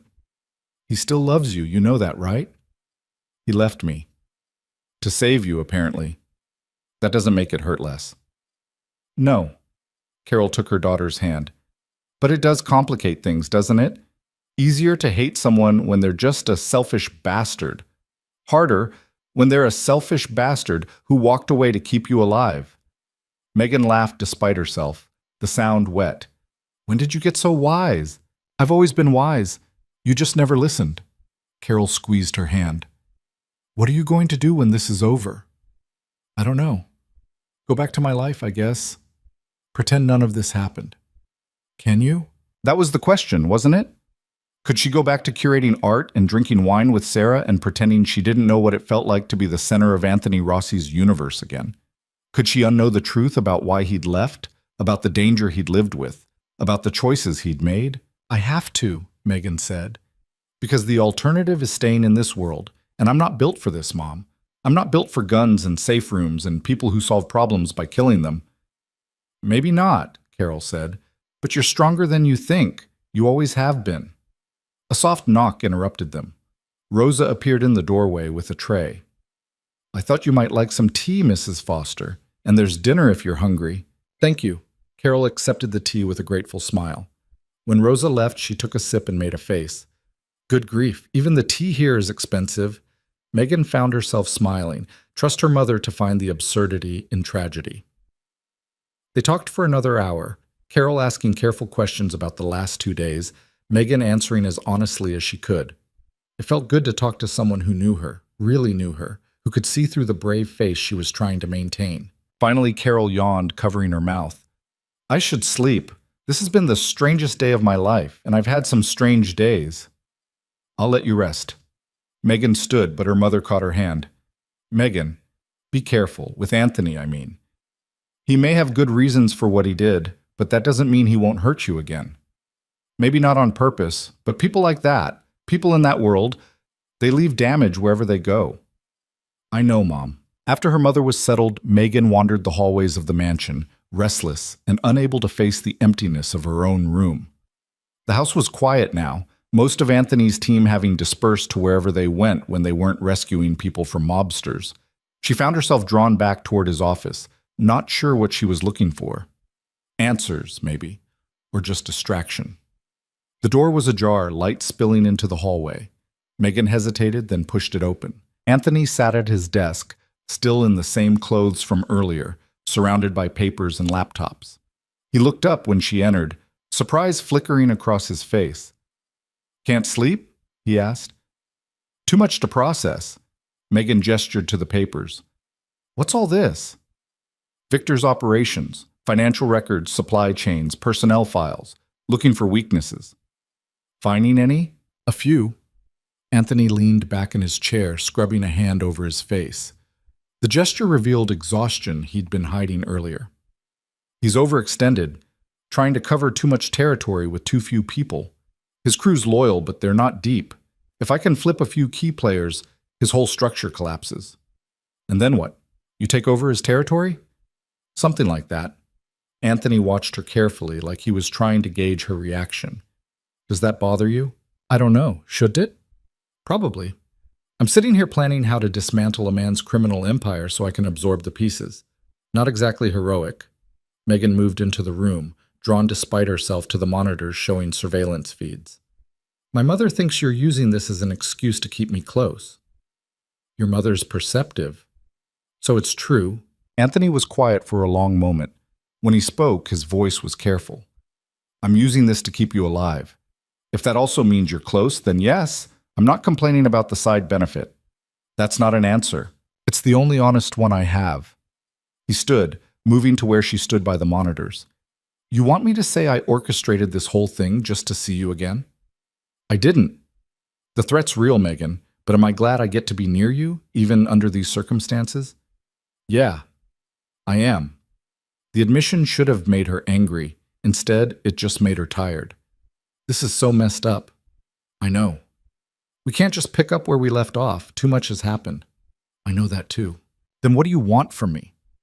Anthony looked at her, really looked, and the naked longing in his eyes made her breath catch. I want to keep you safe. I want to fix the mess I made. And I want you to not hate me, even though I probably don't deserve that. That's all? No. His voice dropped. But the rest isn't fair to ask for. Megan knew she should leave, should go back to her room and put distance between herself and this man who'd hurt her so badly. But her feet stayed planted, her body angled toward his like a compass finding north. Ask anyway, she said. Anthony's eyes darkened. Don't. Why not? Because if I tell you what I really want, it'll make everything harder. For both of us. Maybe I want things to be harder. Maybe easy hasn't been working out so well. The space between them felt charged, electric. Anthony took a step closer, close enough that Megan could smell his cologne, that familiar scent that brought back memories of lazy Sunday mornings and stolen kisses. I want time back, he said quietly. I want to undo the last 8 years and make different choices. I want to wake up next to you and not feel like I'm going to get you killed just by existing. I want to take you to dinner without checking for exits and armed guards. I want normal, Megan. And we'll never have that. Maybe normal's overrated. You don't mean that. Don't tell me what I mean. The words came out sharper than intended. You've spent 8 years deciding what I can handle, what I need, what's best for me. Maybe for once, you could let me decide. And what do you decide? Megan didn't have an answer. Her mind was a mess of contradictions. Anger and attraction, hurt and hope, fear and something dangerously close to want. She should walk away, should protect herself the way Anthony claimed he'd been protecting her. Instead, she closed the distance between them and kissed him. For a heartbeat, Anthony went completely still, shocked. Then his hands were in her hair, and he was kissing her back with 8 years of pent-up hunger and regret. Megan's hands found his chest, felt his heart racing under her palms, and the familiarity of it was devastating. This was wrong. This was stupid. This was exactly what she shouldn't be doing. She didn't care. Anthony pulled back first, breathing hard. Megan, don't. Don't analyze it or tell me all the reasons this is a bad idea. I already know them. She could feel tears burning behind her eyes and hated herself for it. I just needed to know if it was still there. If what we had was real or if I'd imagined it. It was real. His hands were still in her hair, gentle now. It's still real. That's the problem. Why is that a problem? Because you deserve better than this. Better than me. Anthony's voice was rough. You deserve someone who can give you a normal life. Someone who doesn't come with a body count and enemies who want to hurt you. What if I don't want normal? You do. You just don't know it yet. He let her go, stepping back, and the loss of contact felt like grief. When this is over, when you're safe, and you can go back to your gallery and your friends and your life. You'll remember why you built that life in the first place. And I'll let you go. You keep saying that like it's noble, like you're doing me a favor. Aren't I? Megan wanted to hit him, wanted to scream, wanted to kiss him again just to prove he was wrong. But the look in his eyes stopped her. That mix of love and resignation that said he'd already made his choice, already decided how this story ended. "You're a coward," she said, echoing her mother's words. "You're too scared to fight for what you want, so you're calling it protection and pretending it's heroic." "Maybe, but at least you'll be alive to hate me for it." The finality in his voice broke something in her. Megan turned and walked out of the office before the tears could fall, before she could say something she couldn't take back. She made it to her room before the sobs hit, collapsed on the ridiculous expensive bed, and cried into silk pillows, hating herself for still wanting him, hating him for making her want him, hating the whole impossible situation. When the tears finally stopped, she felt hollowed out, empty. Her phone sat on the nightstand, dead now. Her old life felt like it belonged to someone else. And the man downstairs was keeping her safe while simultaneously breaking her heart all over again. Megan must have fallen asleep eventually because she woke to sunlight streaming through the windows and someone knocking on her door. "Miss Foster? Mr. Rossi would like to see you in the dining room." It was Rosa's voice, gentle and professional. Megan dragged herself upright, feeling like she'd been hit by a truck. Her eyes were swollen from crying, her hair a mess. She looked exactly how she felt. She showered and dressed mechanically, choosing jeans and a sweater because they required no thought. When she made it downstairs, she found Anthony, her mother, and 3 men she didn't recognize sitting around a massive dining table covered with breakfast food. Anthony stood when she entered. "Megan, thank you for joining us." His tone was formal, professional, like last night hadn't happened, like he hadn't kissed her like she was oxygen and he was drowning. Megan took a seat next to her mother, who gave her a concerned look but said nothing. "These are my advisors," Anthony said, gesturing to the 3 men. "Marco you've met. This is Vincent, my uncle's former right hand, and Paul, who handles our legal operations." The men nodded. Vincent was older, 60s maybe, with gray hair and eyes that missed nothing. Paul looked like a lawyer. Expensive suit, wire-rimmed glasses, the kind of face that could convince a jury of anything. "We've been strategizing," Anthony continued, "and we have a plan to neutralize the Castellano threat." "I'm listening," Megan said. Vincent leaned forward. "Victor's been making moves, yes, but they're desperate moves. He's bleeding money, losing territory. His crew's getting nervous. We've identified 3 of his top lieutenants who might be willing to flip." "Flip meaning what exactly?" Carol asked. "Betray him?" "Essentially, yes." Paul adjusted his glasses. "We offer them better terms, protection, and a place in the new structure. In exchange, they provide intel and step aside when we make our move on Victor's remaining assets." "And what happens to Victor?" Megan asked, though she already knew the answer. The men exchanged glances. Anthony was the one who spoke. "That depends on whether he's smart enough to negotiate his own exit." "But you don't think he will be?" "No. Victor's old school. He'll see negotiation as weakness. He'll fight until someone stops him permanently." "Meaning you'll kill him," Megan said it flatly, watching Anthony's face. "If it comes to that." Carol set down her coffee cup with a sharp click. "And you're telling us this why? To prepare us? To get our blessing?" "To be transparent," Anthony said. "You asked for honesty. This is what honest looks like in my world." "Your world is ugly," Carol said. "Yes, ma'am, it is." The simple agreement seemed to surprise Carol. She studied Anthony for a moment, then sighed. "How long will this take?" "If the flips go smoothly, a week, maybe 2, we're moving fast to minimize exposure." Vincent pulled out a tablet, showing what looked like organizational charts. "We've already made contact with 2 of the 3 targets. They're interested, but cautious. We need to move before Victor figures out what we're doing." "And in the meantime?" Megan asked. "In the meantime, you both stay here where it's secure," Anthony said. "I know it's not ideal." "It's a prison," Megan interrupted. "It's protection." "Same thing." Anthony's jaw tightened, but he didn't argue. Instead, he looked at Vincent. "Show them the other option." Vincent tapped the tablet, bringing up what looked like floor plans. "We have a secondary location, an apartment in the city, high security building, 24th floor. If you'd prefer to be closer to familiar surroundings, no. Anthony's voice was sharp. That's not an option anymore. Anthony, I said we'd discuss it. Now I'm saying no. It's too exposed. Vincent looked like he wanted to argue, but something in Anthony's expression stopped him. The room fell silent, tension crackling like static. What changed? Megan asked quietly.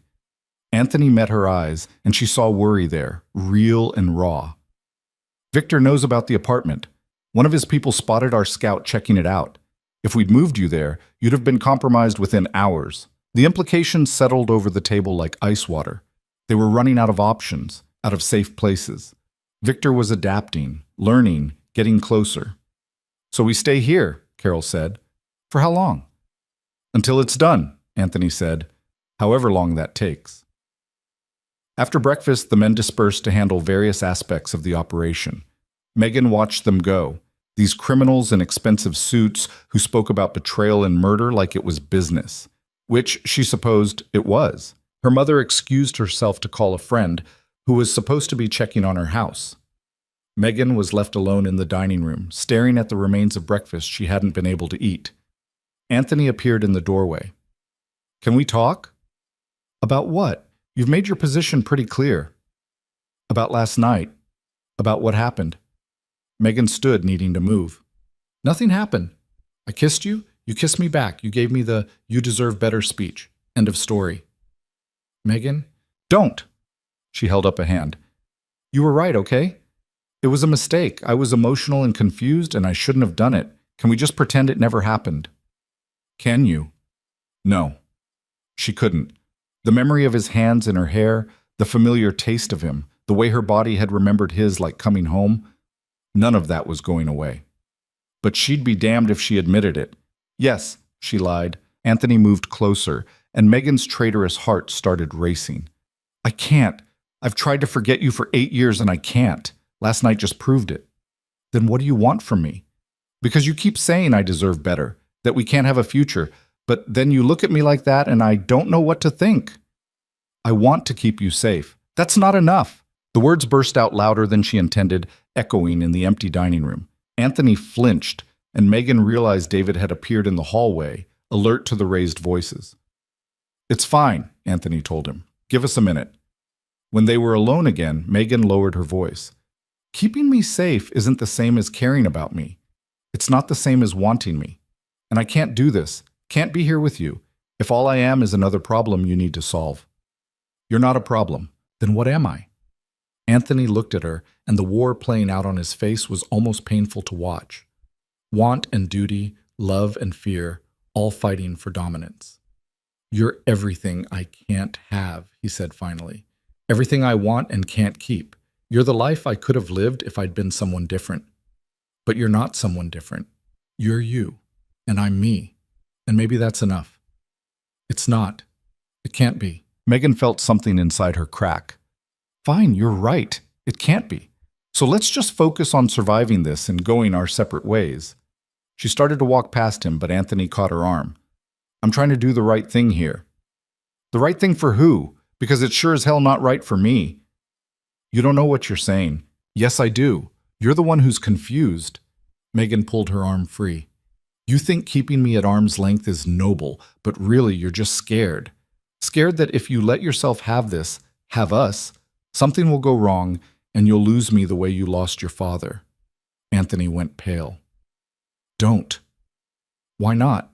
It's the truth, isn't it? You're so terrified of failing that you won't even try. You think I'm not trying? His voice rose. I'm tearing apart a criminal empire to keep you safe. I'm making enemies of people who could kill us both. I'm risking everything, except yourself. You're risking everything except actually being vulnerable with me. The accusation hit home. Megan could see it in the way Anthony's expression closed off, walls slamming down. Believe what you want, he said coldly, but I know what I'm doing. Do you? Because from where I'm standing, you're repeating the same mistake you made 8 years ago, deciding what's best for me without asking what I want. And what do you want, Megan? Really want? The question hung between them, loaded. Megan opened her mouth to answer, then stopped. Because the honest answer was terrifying. She wanted him. Wanted the man he was now, scars and danger and all. Wanted a chance to see if what they'd had could survive in the real world instead of being frozen in memory. But saying that out loud meant risking everything, meant admitting she was willing to gamble her safe, normal life for something messy and dangerous and possibly doomed from the start. "I want the truth," she said instead. "I want you to stop hiding behind protection and duty and tell me what you really feel." "I already told you, last night."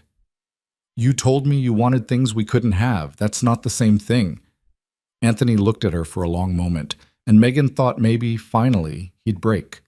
Would admit that he loved her still, that he wanted to try, that maybe they could find a way. Instead, his phone rang. He answered it immediately, his expression shifting from conflicted to alert. "When? How many?" "I'm on my way." He hung up and looked at Megan, and the fear in his eyes made her stomach drop. "What happened?" "Victor made his move. He hit one of our facilities downtown. 3 of my people are dead, 2 more injured." Anthony was already moving, grabbing his jacket. "He's escalating. This is a declaration of war." "What does that mean for us?" "It means we're running out of time." Anthony stopped at the door, looked back at her. "Stay inside. Don't go near the windows. David's team will be on high alert. I'll be back as soon as I can." Anthony, but he was already gone. The sound of his footsteps receding down the hallway, leaving Megan alone with her fear and unanswered questions. She found her mother in the library, reading a book with determinedly normal focus. Carol looked up when Megan entered. "Something happened." It wasn't a question. Megan sank into the chair across from her. "Victor attacked one of Anthony's places. Killed 3 people." Carol paled. "Are we in danger?" "I don't know. Maybe. Probably." Megan laughed, the sound bitter. "I don't even know anymore. Every time I think I understand the situation, it gets worse." "We could leave," Carol said quietly. "Just go. Get in a car and drive and not stop until we're somewhere Anthony and Victor and all of this can't find us." "You think we'd make it to the end of the driveway?" "Probably not. But maybe it's worth trying." Megan looked at her mother, this strong, practical woman who'd raised her alone, who taught her to be independent and careful and smart, who was now suggesting they run like criminals themselves. "I can't," Megan said. "If I run, Victor wins. He gets to control my life by making me afraid to live it. And if I stay—" She trailed off. "If you stay, you're letting Anthony control it instead," Carol finished. "No, if I stay, I'm choosing to fight. To not let these people, any of them, decide who I get to be." Carol studied her daughter. "You've changed. In just 2 days, you've changed." "Maybe I'm just finally becoming who I was supposed to be before Anthony left." Megan stood, restless again. "Or maybe I'm completely losing it. Hard to tell." Hours passed with agonizing slowness. Megan and her mother ate lunch in tense silence, both jumping at every sound. David checked in regularly, his expression professionally neutral, offering no information about what was happening downtown. Evening came. Still no Anthony. Megan tried to read, tried to watch television, tried to do anything that would distract her from imagining worst-case scenarios. But her mind kept conjuring images of Anthony bleeding in some alley, or captured by Victor's people, or worse. Finally, around 9 p.m., she heard vehicles on the driveway. Megan ran to the window of her room, watching as SUVs pulled up to the house. Anthony climbed out of the first one, and relief flooded through her so intensely she had to grip the windowsill. He was alive. Whole. Safe. She was halfway down the stairs before she realized she was running, before she could think about whether this was smart or dignified or any of the things she should probably be. By the time she reached the foyer, Anthony was just coming through the door, and the look on his face stopped her cold, blood on his shirt, exhaustion in every line of his body, and eyes that had seen something terrible. "Anthony?" He looked up, saw her, and something in his expression cracked. "I need to talk to you, both of you. Is your mother—" "I'm here." Carol appeared on the stairs behind Megan. "What happened?" Anthony gestured to the study. When they were all inside with the door closed, he poured himself a drink with shaking hands and downed it in one swallow. "The attack today wasn't random," he said. "Victor knew exactly where to hit, exactly when our people would be vulnerable. Someone gave him that information. A traitor, Megan said. Yes, someone inside my organization, someone I trust. Anthony poured another drink but didn't consume it, just stared at the amber liquid. I've had people working all day to figure out who. We finally narrowed it down to 3 possibilities. And? And I just spent the last 6 hours interrogating them. His voice was flat, emotionless. The blood on my shirt isn't mine. The implication hit Megan like a fist. Carol made a small sound of distress. Did you find out who it was? Megan asked, her voice steadier than she felt. Yes. Anthony finally looked at her. It was Paul, my lawyer, the man you met this morning. He's been feeding Victor information for 3 months. Why? Money. Victor was paying him double what I was, plus promising him a position of power when I fell. Anthony's laugh was bitter. He sold me out for a bigger paycheck. What did you do to him? Carol asked. Anthony met her eyes. What do you think I did? The silence that followed was heavy, oppressive. Megan felt sick, imagining what Anthony meant by interrogation, what he'd done to get his answers. I need you both to understand something, Anthony said quietly. This is my world. This is what I am. I don't get to call the police or file lawsuits. I find threats and I eliminate them, permanently, brutally, without hesitation.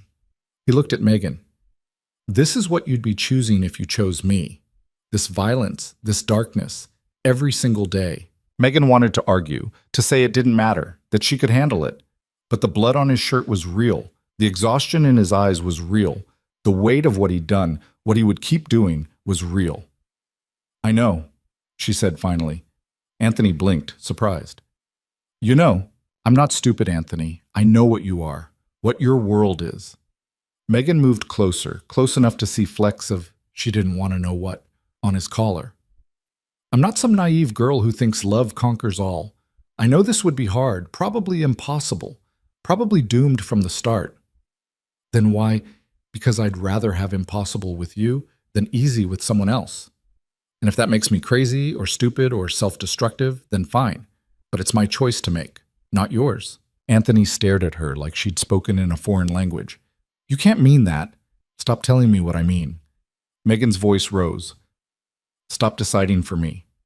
I'm a grown woman who's had 8 years to get over you, and I haven't. So maybe that means something. Maybe that means this is worth fighting for. It's not. I'm not. That's not your call. They stood there in the study, the air between them crackling with tension and want and fear. Carol cleared her throat. I'm going to leave you two to figure this out, she said. But Megan, honey, think carefully. This isn't just about love. It's about survival. Yours and his. When Carol left, Megan and Anthony were alone again. The silence stretched, heavy with everything they weren't saying. I killed a man tonight, Anthony said finally. Put a bullet in his head after he told me everything I needed to know. I didn't hesitate, didn't feel guilt, just nothing. You feel guilty now. How do you know? Because you're telling me about it. Because you want me to see the worst of you, so I'll leave. Megan moved closer still, until she could feel the heat of his body. It's not going to work. It should, but it won't. Anthony's hands came up, framing her face, his touch achingly gentle despite the violence he'd committed hours before. I don't know how to do this, how to be what you need. Then we'll figure it out together. Or we'll fail together, but at least we'll try. You're insane, he whispered. Probably. And then he was kissing her again, desperate and fierce, like she was salvation and damnation wrapped together. Megan kissed him back with 8 years of anger and longing, tasting blood and whiskey and regret. This time, neither of them pulled away. When Anthony finally pulled away, his forehead rested against hers, both of them breathing hard. His hands were still on her face, thumbs tracing her cheekbones like he was memorizing the shape of her. This is a mistake, he said, but there was no conviction in his voice. Probably the biggest one I've ever made. Megan's fingers had found the fabric of his shirt, twisted in it. I don't care. You should. You should run from me as fast as you can. I tried that for 8 years, didn't work. Anthony pulled back enough to look at her, and the vulnerability in his eyes nearly broke her. If I let myself have this, have you? I won't be able to let go again. You understand that? Good. Because I'm tired of you letting go. He kissed her again, softer this time, tender in a way that made her chest ache. When they finally separated, Anthony's phone was buzzing insistently in his pocket. He ignored it. You should get that, Megan said. I should, but I don't want to. He pulled the phone out anyway, glanced at the screen and swore under his breath. It's Marco. I have to take this. He answered, his expression shifting back to business in an instant. What is it? When? No, keep everyone in position. I'll be there in 20 minutes. He hung up and looked at Megan with regret. Victor's moving again. His people just hit another one of our locations. Smaller this time, but it's a pattern. He's trying to draw me out, spread my resources thin. Then don't let him. Send someone else. I can't. My people need to see me there. Need to know I'm willing to fight alongside them, especially after Paul's betrayal. Anthony grabbed a clean shirt from the closet, hidden behind the bookshelves, changing quickly. David will stay with you and your mother. Don't leave the house. Don't even think about it. Be careful. He paused at the door, looked back at her. This thing we just started. We're not done talking about it. I know. I mean it, Megan. When I get back, we figure out what this is, what it means. Okay. He left, and Megan stood alone in his study, her lips still tingling from his kiss, her heart racing with equal parts hope and terror. She'd just committed to something that could destroy her, and somehow she couldn't bring herself to regret it. She found her mother in the guest suite, already in her nightgown, reading a mystery novel with determined focus. Mom, we need to talk. Carol set down her book. About Anthony. About me and Anthony. Oh, honey. Carol patted the bed beside her. Come sit. Megan curled up next to her mother like she had when she was a child, and Carol wrapped an arm around her shoulders. I know what you're going to say, Megan started. Do you? That I'm making a mistake. That he's dangerous. That I should protect myself. Actually, I was going to ask if you're happy. That stopped Megan cold. What? Are you happy? When you're with him, when you're fighting with him, when you're kissing him, are you happy? Megan thought about it. I'm terrified and confused and angry half the time. But are you happy? Yes, Megan admitted. Stupidly, impossibly happy. Carol nodded like this confirmed something.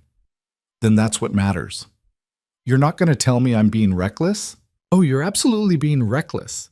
You're gambling your entire future on a man who lives in a world where people solve problems with bullets. Carol's voice was calm, matter of fact. But you're also more alive than I've seen you in 8 years. So maybe reckless is exactly what you need. I thought you hated him.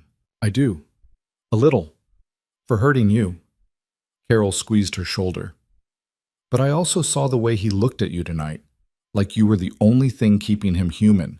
And I saw the way you looked at him, like he was home. That's not something you find twice in a lifetime. Megan felt tears burning. What if it doesn't work? What if we try and it all falls apart? Then you'll have tried, and you'll know. Isn't that better than spending the rest of your life wondering? Maybe. Probably. Megan didn't know anymore. All she knew was that Anthony had walked back into her life and turned everything upside down, and she was choosing to fall instead of fight it. They talked for another hour, Carol asking gentle questions about what Megan wanted, what she was willing to risk. It helped, having her mother's pragmatic perspective cutting through the emotional chaos. By the time Megan returned to her own room, she felt steadier. Still terrified, but steady. Anthony didn't return until after midnight. Megan heard the vehicles on the drive, heard the low murmur of voices downstairs. She waited, not sure if he'd come find her or if he'd handle whatever crisis had pulled him away and collapse into sleep. A soft knock on her door answered that question. Come in. Anthony entered, looking exhausted but uninjured. He'd changed clothes again, the blood and violence of the evening washed away, but the weight of it still visible in his eyes. You're okay, Megan said. More or less. The second attack was a distraction. While we were scrambling to respond, Victor's people hit one of our financial operations, grabbed files, destroyed records. Anthony ran a hand through his hair. He's systematic, smart, more dangerous than I gave him credit for. What does that mean for the timeline? It means we move faster, Tomorrow we meet with the two lieutenants who are ready to flip. If they come over, Victor loses his muscle and his intel network. He'll be vulnerable. And if they don't, then this gets messier. Anthony moved into the room, closing the door behind him. But that's tomorrow's problem. Tonight I need to ask you something. Okay. He was quiet for a moment, clearly choosing his words. What happened downstairs earlier, in the study? Was that just adrenaline? The stress of the situation making you feel things that aren't real? Is that what you think? I think you've been through hell in the last few days. I think you're scared and isolated, and I'm the only familiar thing in all this chaos. I think maybe you're confusing protection with love. Megan stood, closing the distance between them. You want to know what I'm feeling? I'll tell you. I'm angry at you for leaving. I'm angry at myself for still wanting you. I'm terrified of what your world is, what it could do to me, and underneath all of that, I love you. Still, again, I don't even know if it ever stopped. Anthony's breath caught. Megan, I'm not done. I know this is insane. I know we're probably doomed. I know that choosing you means choosing danger and violence and a life I never wanted. But I also know that when you kiss me, I feel like I can breathe again for the first time in 8 years. So no, it's not just adrenaline. It's not confusion. It's just the truth. For a long moment, Anthony just looked at her. Then he was kissing her again, fierce and desperate, backing her toward the bed. Megan's hands found his shirt, pulling it free, needing to feel skin instead of fabric. He broke the kiss long enough to look at her, asking silent permission. Yes, she whispered. What happened next was clumsy and urgent, and nothing like the carefully choreographed scenes in movies. Anthony knocked over a lamp, reaching for her. Megan got tangled in her sweater, trying to pull it off. They laughed despite the gravity of what they were doing, despite everything hanging over them. And when they finally came together, skin against skin, it felt like coming home after being lost for years. Not perfect, not smooth, but real in a way that made Megan's chest ache. Afterward, they lay tangled in expensive sheets, Anthony's arm around her, her head on his chest, listening to his heartbeat slowly return to normal. I don't know how to do this, he said quietly. How to be with you and keep you safe at the same time. Maybe you can't do both. That's not acceptable. Megan propped herself up to look at him. Then we figure it out together. You stop trying to control everything and let me help. Help how? You're not... He stopped himself. Not what? Not trained for violence? Not equipped to handle your world? Megan sat up fully, pulling the sheet with her. You're right. I'm not. But I'm smart and I'm stubborn. And I know you better than anyone else in your life. That has to count for something. Anthony pulled her back down against him. It counts for everything. That's the problem. They fell asleep like that, wrapped around each other, stealing a few hours of peace before tomorrow's chaos resumed. Megan woke to sunlight and the smell of coffee. Anthony was already up, dressed, standing by the window with his phone pressed to his ear. She watched him for a moment, this man who'd become a stranger and then familiar all over again in the space of days. He turned, saw her awake, and ended his call. Morning. Morning. Megan sat up, suddenly self-conscious. What time is it? 7. I let you sleep. He brought her a cup of coffee, fixed exactly how she liked it, which meant he'd remembered after 8 years. The meet with Victor's lieutenants is at 10. I need to prep. Can I come? No. Anthony. It's too dangerous. These are men who've killed for Victor, who might still be loyal to him. If this is a trap, if it goes wrong, then you'll want someone there who has your back. I'll have Marco and Vincent. They're trained for this. Megan set down her coffee. Last night you said we'd figure this out together. That means letting me in, not keeping me locked up here like some princess in a tower. That's not what I'm doing, isn't it? Anthony's jaw tightened. This isn't a negotiation, Megan. You're staying here where you're safe. End of discussion. You don't get to make that call. Yes, I do. Because keeping you alive is more important than your feelings about being protected. The words hit like a slap. Megan felt her anger rising, hot and sharp. This is exactly what I was afraid of. You say you want to be with me, but the second things get real, you fall back into the same pattern. Making decisions for me, controlling my life. I'm trying to keep you alive. I know, and I'm grateful. But I can't live like this, Anthony. I can't be with someone who treats me like I'm fragile, like I need constant protection. You do need protection. Victor wants to kill you just to hurt me. That's not paranoia, it's fact. Then teach me to protect myself. Give me a gun. Teach me to shoot. Let me learn instead of locking me away. Anthony stared at her like she'd suggested jumping off a bridge. You want to learn to shoot? I want to not be helpless. There's a difference. For a long moment, he didn't respond. Then something shifted in his expression, surprise giving way to consideration. You're serious. Completely. You understand what you're asking? Guns aren't toys. If you learn to shoot, you need to be prepared to use it, to potentially kill someone. Megan's stomach twisted, but she nodded. I understand. Anthony studied her, and she could see him reassessing, recalculating. Okay. After the meeting, when I get back, I'll teach you. Basic safety, how to hold it, how to aim. Nothing advanced, just enough that you're not completely helpless if something happens. It wasn't what Megan wanted. She wanted to go with him, wanted to be part of this instead of waiting on the sidelines. But it was something. A concession. A sign that maybe he was willing to meet her halfway. Thank you. Don't thank me yet. You might hate it. Anthony moved to the door. Stay inside. David's team is on high alert. Your mother's having breakfast in the dining room if you want company. Be careful today. He paused. I'm always careful. No, you're always controlled. That's different. Today, be actually careful. Come back to me. Something in Anthony's expression softened.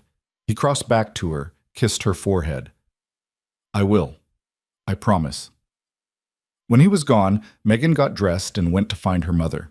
Carol was indeed in the dining room, working through a plate of eggs while reading something on a tablet David must have provided.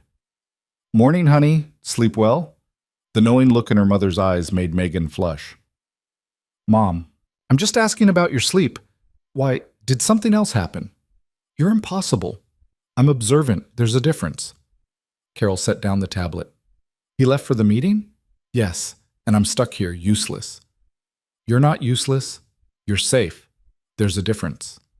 Megan poured herself more coffee, restless and frustrated. I can't just sit here while he risks his life. That's what being with someone like Anthony means, though. Waiting, worrying, hoping they come home. Carol's voice was gentle. Your father was a firefighter. I spent 20 years watching him walk out the door, not knowing if he'd come back. It's not easy. Megan had forgotten that. Her father had died when she was 12, a roof collapse during a warehouse fire. She remembered her mother's face when the chief came to the door, the way her whole world had shattered in an instant. How did you do it? Megan asked quietly. I loved him more than I feared losing him, and I trusted him to be as careful as he could be. Carol reached across the table, took her daughter's hand. But I won't lie to you. There were nights I couldn't sleep, days I jumped every time the phone rang. It takes a toll. Maybe I'm not strong enough for this. You are. You're stronger than you know. You just have to decide if he's worth it. Was he? Megan thought about Anthony's hands on her face, the way he looked at her like she was everything, thought about the violence he was capable of, the darkness he lived in, thought about the alternative, going back to her safe, quiet life without him. He is, she said. He's worth it. The morning dragged. Megan tried to read, tried to watch television, tried to do anything that would distract her from checking the clock every 5 minutes. Her mother wisely said nothing, just stayed nearby, a quiet presence. Around 11, David appeared in the doorway of the library where Megan had finally settled with a book she wasn't actually reading. Miss Foster, I have an update. Megan stood immediately. What happened? Is Anthony okay? Mr. Rossi is fine. The meeting went as planned. Both lieutenants agreed to flip. They're providing locations and schedules for Victor's remaining operations. Relief flooded through her. That's good, right? Very good. It means we're in the endgame now. Within 48 hours, this should be over. Over? The word should have been comforting. Instead, Megan felt a strange twist of anxiety. When this was over, she'd have to decide what came next. Whether to try building something real with Anthony or walk away while she still could. When will he be back? She asked. Couple hours. He's coordinating the next moves with his team. David hesitated, then added, He asked me to tell you he hasn't forgotten his promise. About the firearms training. Megan almost smiled. Thank you, David. When Anthony finally returned, it was mid-afternoon. Megan was in the garden, technically still inside the secure perimeter, though she'd needed the fresh air desperately. He found her there, sitting on a stone bench watching leaves fall from trees that probably cost more than her car. "You kept your promise," she said without preamble. "You came back." "Always." He sat beside her and she could feel the exhaustion rolling off him. "David told you about the meeting? That it went well, that we're close to the end?" "Yeah, we hit Victor's main operations tomorrow night. If everything goes according to plan, by this time tomorrow, the threat's neutralized." "And if it doesn't go according to plan?" Anthony was quiet for a moment. "Then things get complicated, but they won't. We have the intel we need, the people we need." Victor's backed into a corner. "Cornered animals are the most dangerous." "I know. That's why I'm being careful." He took her hand, threading his fingers through hers. "You ready for that shooting lesson?" Megan's stomach flipped. "Now?" "No time like the present. Come on." He led her through the grounds to a structure she hadn't noticed before. What looked like a maintenance building but turned out to house a private shooting range. The space was soundproofed, climate-controlled, lined with targets at various distances. Anthony retrieved a handgun from a locked cabinet, checking it with practiced efficiency. "This is a Glock 19, 9mm 15-round magazine. Standard for a reason. Reliable, relatively easy to handle, enough stopping power to be effective." He walked her through the basics: how to hold it, how to stand, how to aim. His hands guided hers, positioning her fingers, adjusting her stance. Despite the seriousness of what they were doing, Megan was acutely aware of his body behind hers, his breath on her neck.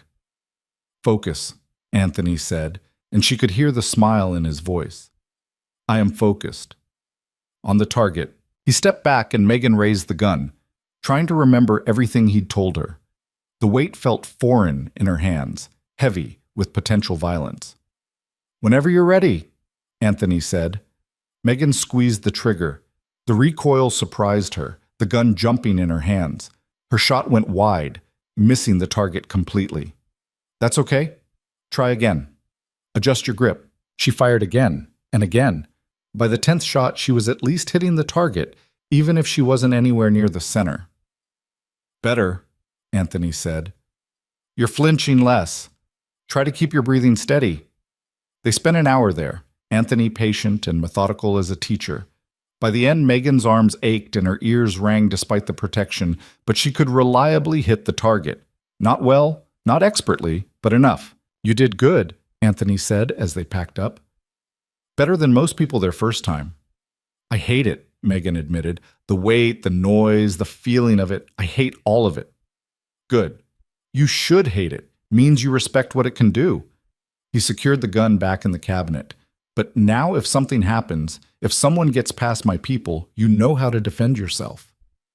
"You really think it'll come to that?" Anthony pulled her close, his expression serious. "I think Victor's desperate and dangerous. I think he'll try something before we take him down. And I think I'll sleep better tonight knowing you can protect yourself if you have to." That night, Victor proved Anthony right. They were having dinner, Megan, Anthony, Carol, and a few of Anthony's key people, when the power went out. One second the dining room was bright and warm, the next it was pitch black except for the faint glow of emergency lighting kicking in. "Everyone down!" David's voice cut through the darkness. "Now!" Anthony grabbed Megan, pulling her under the table. She heard her mother's startled cry, heard the sounds of weapons being drawn, of men moving through the house with tactical precision. "What's happening?" Megan whispered. "Someone cut the main power. Could be equipment failure, but..." The window exploded inward, glass spraying across the room. Megan screamed as Anthony covered her body with his, shielding her from the shards. Gunfire erupted, sharp cracks that made her ears ring, muzzle flashes lighting the room in strobes. "Get them to the safe room," Anthony shouted. "Now!" Hands grabbed Megan. David's, she thought, hauling her out from under the table. She caught a glimpse of her mother being pulled along by another guard, of Anthony returning fire at shapes moving in the darkness outside. Then she was being dragged through hallways, downstairs, David's hand iron tight on her arm. More gunfire behind them, closer than before. Someone was inside the house. They reached the safe room. David shoved Megan inside, then her mother. Lock it behind me. Don't open it for anyone except Mr. Rossi or me. You understand? David, wait! But he was already gone, the vault door swinging shut with mechanical finality. Megan and Carol were alone in the reinforced room, the sounds of gunfire muffled but still audible through the thick walls. Mom, are you okay? Megan grabbed her mother's shoulders, checking for injuries. I'm fine. Scared, but fine. Carol's hands were shaking. What's happening? Victor's people, they found us. On the monitors, Megan could see chaos. Men in tactical gear storming the house. Anthony's people falling back, fighting room by room. She searched the screens frantically for Anthony, finally spotting him near the main entrance, coordinated and lethal as he directed his people. Then one of the monitors went dark. Then another. Someone was systematically taking out the cameras. They're coming for us, Megan said. The safe room is secure, David said, don't open the door. He didn't say they couldn't get through it. As if in answer, there was a massive explosion somewhere in the house. The whole room shook, dust raining from the ceiling. One of the remaining monitors showed smoke billowing from the east wing. They're using explosives, Carol said, her voice tight with fear. Megan moved to the weapons cabinet, her hands shaking as she input the code Anthony had shown her earlier. The door swung open, revealing an arsenal. She grabbed the Glock 19, the one she'd trained with, and checked it the way Anthony had taught her. Megan, what are you doing? Being ready. She handed her mother a smaller pistol. Do you know how to use this? Your father taught me, long time ago. Carol took it with trembling hands. I never thought I'd need to. Me neither. They waited in the safe room, weapons ready, listening to the sounds of battle rage above them. Minutes stretched like hours. Megan's finger rested on the trigger guard, her heart hammering so hard she thought it might break her ribs. Then silence. Sudden and absolute. Megan and Carol looked at each other. Is it over? Carol whispered. Before Megan could answer, someone pounded on the safe room door. Megan, open up! Anthony's voice. Megan moved toward the controls, but Carol grabbed her arm. Wait, how do we know it's really him? The question sent ice through Megan's veins. They'd been warned about this, about Victor's people using recordings, about tricks to get them to open up. Megan, I know you can hear me. You need to open this door now. Anthony again, urgent but controlled. Victor's people are falling back, but I need to get you both somewhere more secure. What did you promise me this afternoon? Megan called through the door. In the garden? A pause, then, that I'd come back to you. Always. It was him. Had to be. Megan worked the controls and the vault door swung open. Anthony stood there, blood on his face from a cut above his eyebrow, his shirt torn, but alive. Relief crashed over Megan so intensely her knees nearly buckled. You're okay, she breathed. For now, we need to move. They'll regroup and hit us again. He looked past her to Carol. Mrs. Foster, are you injured? No, I'm fine. What happened out there? Victor threw everything he had at us. 15 men, maybe 20. We took down most of them, but some got away. Anthony was already moving, leading them out of the safe room. The house isn't secure anymore. We're evacuating to a secondary location. They emerged into chaos. The grand entrance hall was destroyed, furniture overturned, bullet holes stitching the walls. Bodies, Megan couldn't tell if they were Anthony's people or Victor's, lay motionless. The smell of gunpowder and blood was overwhelming. Marco appeared from a hallway, weapon raised. SUVs are ready. We need to go now. They ran through the ruined house, Anthony keeping Megan and Carol between him and Marco. Outside, 3 black SUVs idled in the circular drive, engines running. David stood by one, blood seeping through a makeshift bandage on his shoulder, but otherwise operational. Everyone accounted for? Anthony asked. Everyone's still alive. David's voice was grim. We lost Thompson, Rodriguez, and Chen. 4 more injured but mobile. 3 dead. 3 people who'd been eating dinner an hour ago, who'd died protecting her. Megan felt sick. Get Mrs. Foster in the second vehicle, Anthony ordered. Megan's with me. Anthony, I should go with my mother. No, I'm not letting you out of my sight. His tone left no room for argument. He helped Carol into the middle SUV, then pulled Megan toward the lead vehicle. They were almost there when Megan saw movement in her peripheral vision. A man emerging from the tree line, weapon raising. Anthony! She shoved him aside just as the shot rang out. Pain exploded in her shoulder, white-hot and all-consuming. Megan's legs gave out, and she was falling, the ground rushing up to meet her. More gunshots, closer now. Anthony's face appeared above her, his mouth moving, but she couldn't hear him over the ringing in her ears. Then she was being lifted, carried. The world tilted and spun. She caught fragmented images, her mother screaming, David returning fire, trees blurring past as the SUV accelerated. Stay with me. Anthony's voice cut through the fog. Megan, stay with me. You're going to be okay. She tried to answer, but the darkness was pulling at her, insistent and cold. The last thing she saw before it claimed her was Anthony's face, streaked with her blood and his tears, promising her things she couldn't quite hear. Then, nothing. Pain dragged Megan back to consciousness, sharp and insistent in her shoulder, radiating down her arm in waves that made her teeth clench. She tried to move and immediately regretted it. Don't, Anthony's voice, rough with exhaustion. You'll tear the stitches. Megan forced her eyes open. She was in a bed, not the mansion, somewhere smaller, dimmer. Anthony sat in a chair pulled close to the bedside, his shirt still stained with blood that she realized with a jolt was probably hers. How long? Her voice came out raspy. 6 hours. You've been in and out. He reached for a water bottle, held the straw to her lips. Drink. Slowly. The water helped clear some of the fog. Megan's brain started cataloging details. Clean white walls, medical equipment beeping softly, the smell of antiseptic. A private clinic, she guessed. The kind that didn't ask questions. My mother? Next room, uninjured, scared out of her mind, but physically fine. Anthony set down the water. You saved my life. The memory came back in pieces, the gunman in the trees, shoving Anthony aside, the impact of the bullet hitting her shoulder. I didn't think. I just moved. You took a bullet meant for me. Something raw flickered across Anthony's face. You could have died. But I didn't. You came close. The bullet nicked an artery. If we'd been 5 minutes further from the clinic... He stopped, jaw clenching. I almost lost you because you were protecting me. That's not how this is supposed to work. There's no supposed to. There's just what happened. Megan tried to sit up, gasped at the pain. Anthony immediately helped, adjusting pillows behind her with surprising gentleness.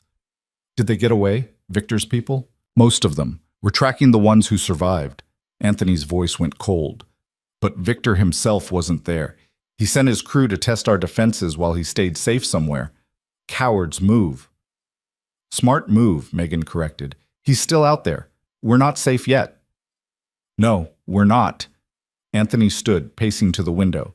Dawn light was starting to creep through the blinds. Which is why what I'm about to tell you is going to make you angry. Megan's stomach dropped. What did you do? I made a call to Vincent and Marco while you were in surgery. He turned to face her. We're moving up the timeline, hitting Victor's main compound tonight instead of waiting. Every resource we have, all at once. We end this now.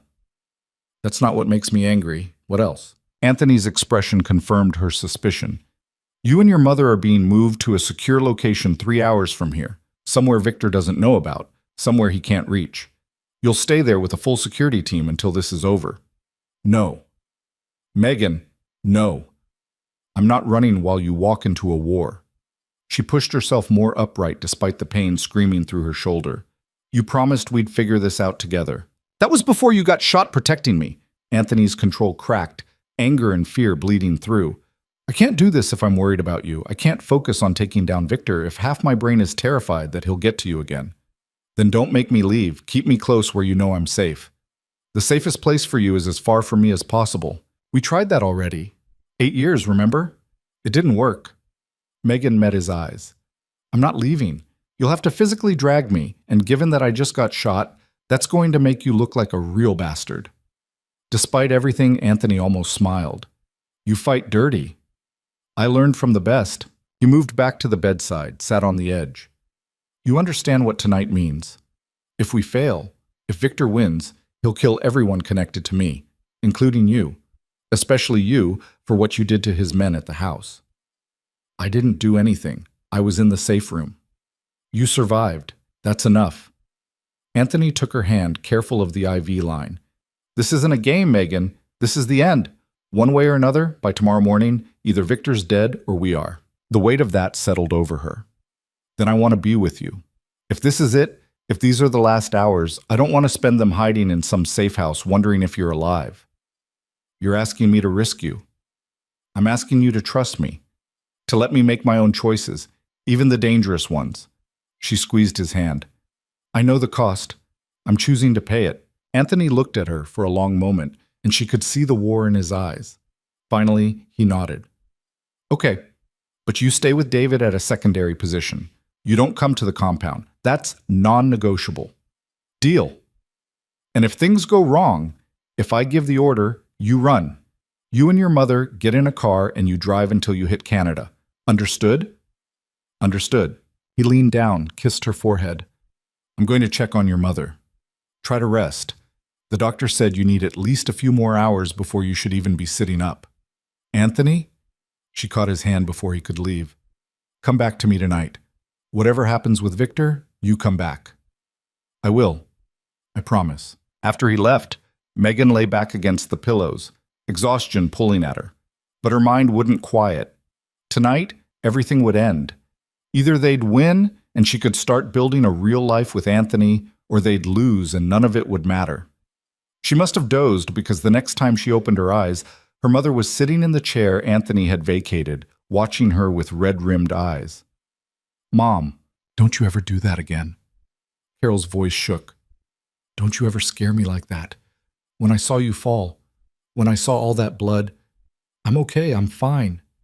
You got shot, Megan. You are objectively not fine. Carol wiped at her eyes angrily. Anthony told me what you did, that you pushed him out of the way. I didn't think. I just reacted. That's what scares me. You didn't think. You just threw yourself in front of a bullet for him. Carol leaned forward. I know you love him. I see it.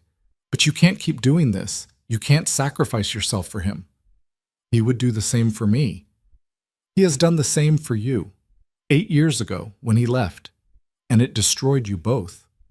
Carol took her hand. I'm not saying don't love him. I'm saying don't lose yourself in the process. The words hit harder than Megan expected. I don't know how to do both. How to love him and stay whole. Nobody does at first. It's something you learn. Carol smiled sadly. Your father and I fought about it constantly. Him running into burning buildings, me terrified every day. But we found balance. We found ways to be partners instead of just protector and protected. How? By being honest. By admitting when we were scared instead of pretending to be strong all the time. By letting each other be both vulnerable and brave. Carol squeezed her hand. Anthony spent 8 years trying to protect you by pushing you away. You've spent 8 years trying to prove you don't need protection. Maybe it's time you both tried something different. A nurse came in then to check Megan's vitals and change her bandages. The wound was ugly, stitched and swollen, already bruising purple and black. But the nurse said it was healing well, that she'd been lucky. Lucky.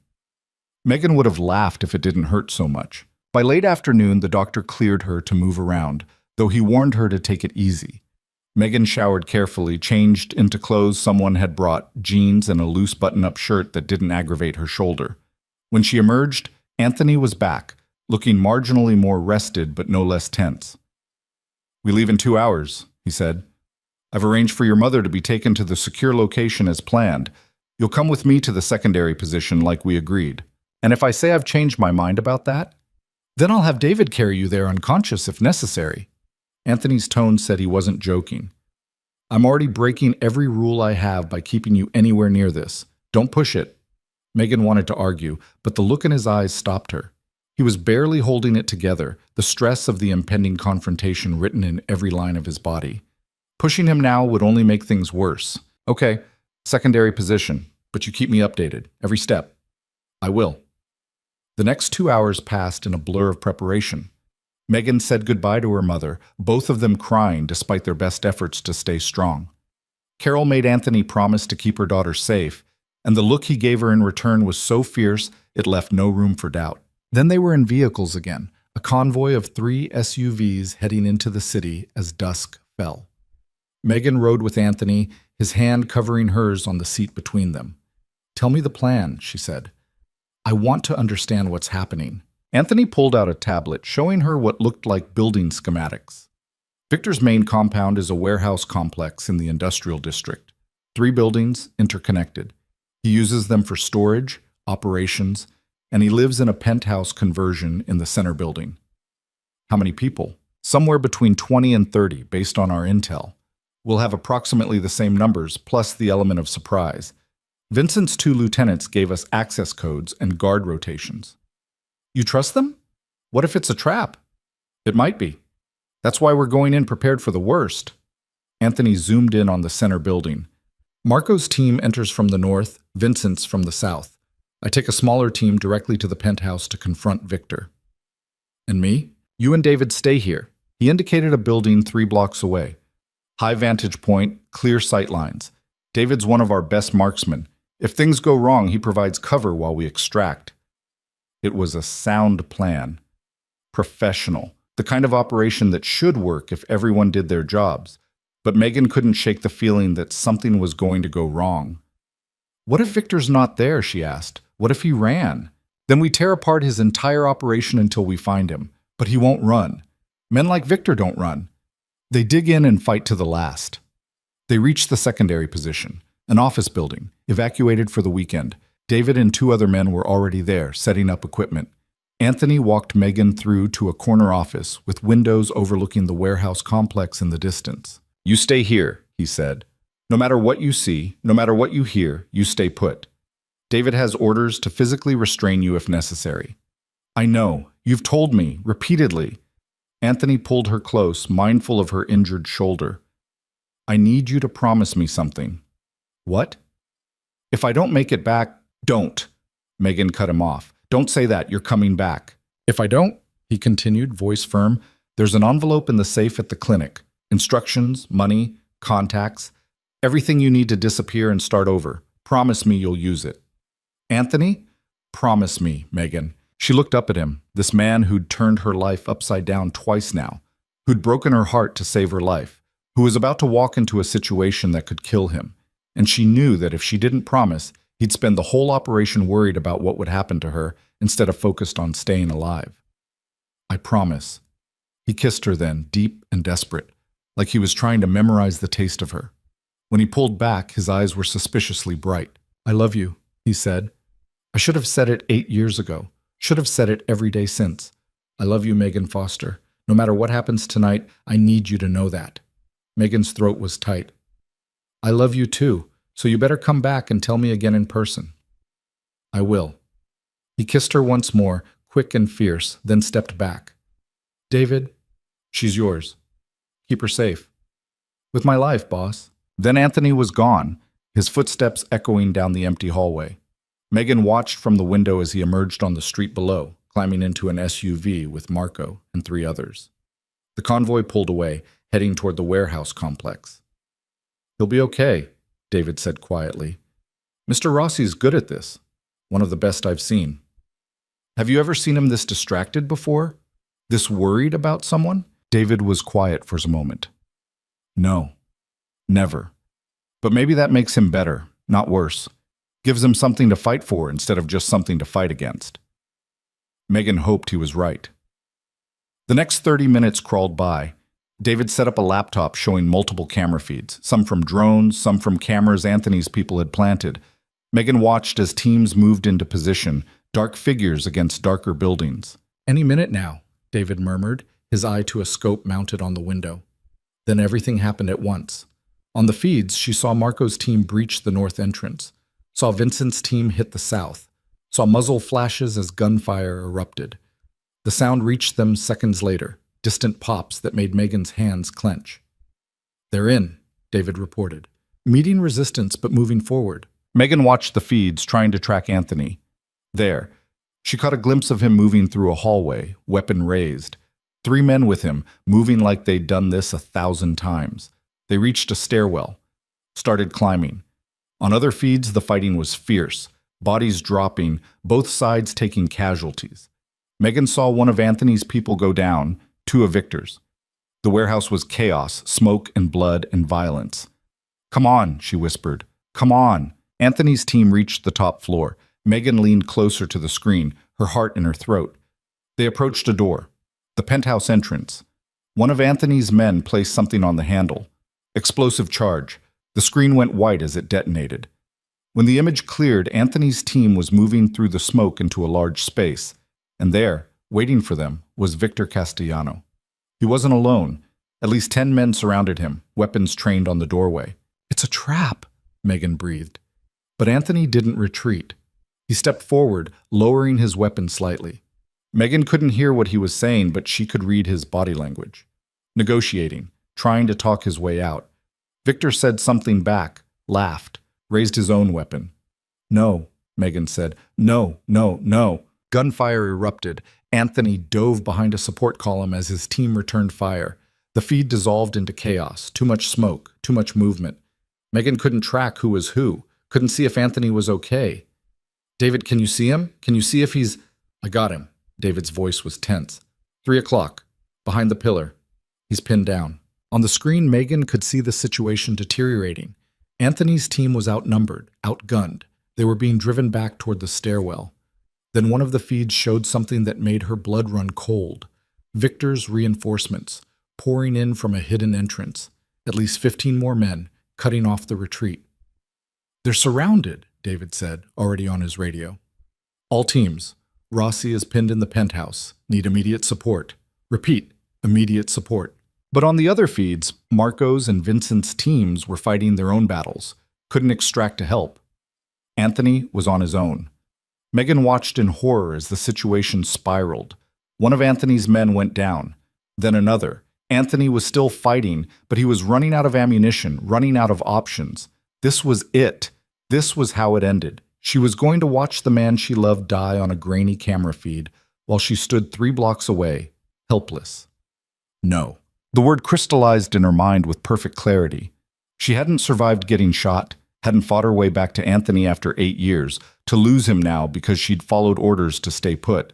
Megan grabbed the Glock from the table where David had left it. "Miss Foster, what are you doing?" David moved to intercept her, but Megan was already backing toward the door. "I'm sorry, David. I know Anthony gave you orders, but I'm giving you different ones." She raised the gun, not pointing it at him, but making her intention clear. "You can come with me and help, or you can stay here. But you're not stopping me. If I let you go, Mr. Rossi will kill me. Only if he survives. And right now, those odds aren't looking great." Megan's voice was steady despite the fear coursing through her. "I have an idea, but I need your help." David looked at her for a long moment. Then he swore under his breath and grabbed his rifle. "What's your idea?" "Victor's expecting an assault from inside the building. He's not watching for threats from outside." Megan pointed to the warehouse across the street. "That rooftop has a direct line of sight to the penthouse windows. If you can get there, you can provide cover fire, create a distraction." "That's actually not a terrible plan," David admitted, "but it's a 2-person job. Someone needs to spot while I shoot." "Then let's go." They ran. Down the stairs, out into the street, across to the neighboring warehouse. The building was locked, but David made short work of it. They climbed 6 flights of stairs, Megan's shoulder screaming in protest, finally emerging onto the roof. From here, they had a clear view into Victor's penthouse. Megan could see Anthony, still pinned behind the column, surrounded on 3 sides. Could see Victor directing his men, coordinating the assault that would finish this. "Range is about 300 meters, David said, setting up his rifle. "Wind's minimal. I can make this work, but I need you to spot for me. See that scope?" He pointed to a spotting scope mounted next to his rifle. "You tell me what you see, I adjust, we take them down." Megan positioned herself behind the scope, her hands shaking. Through the magnification, she could see individual faces.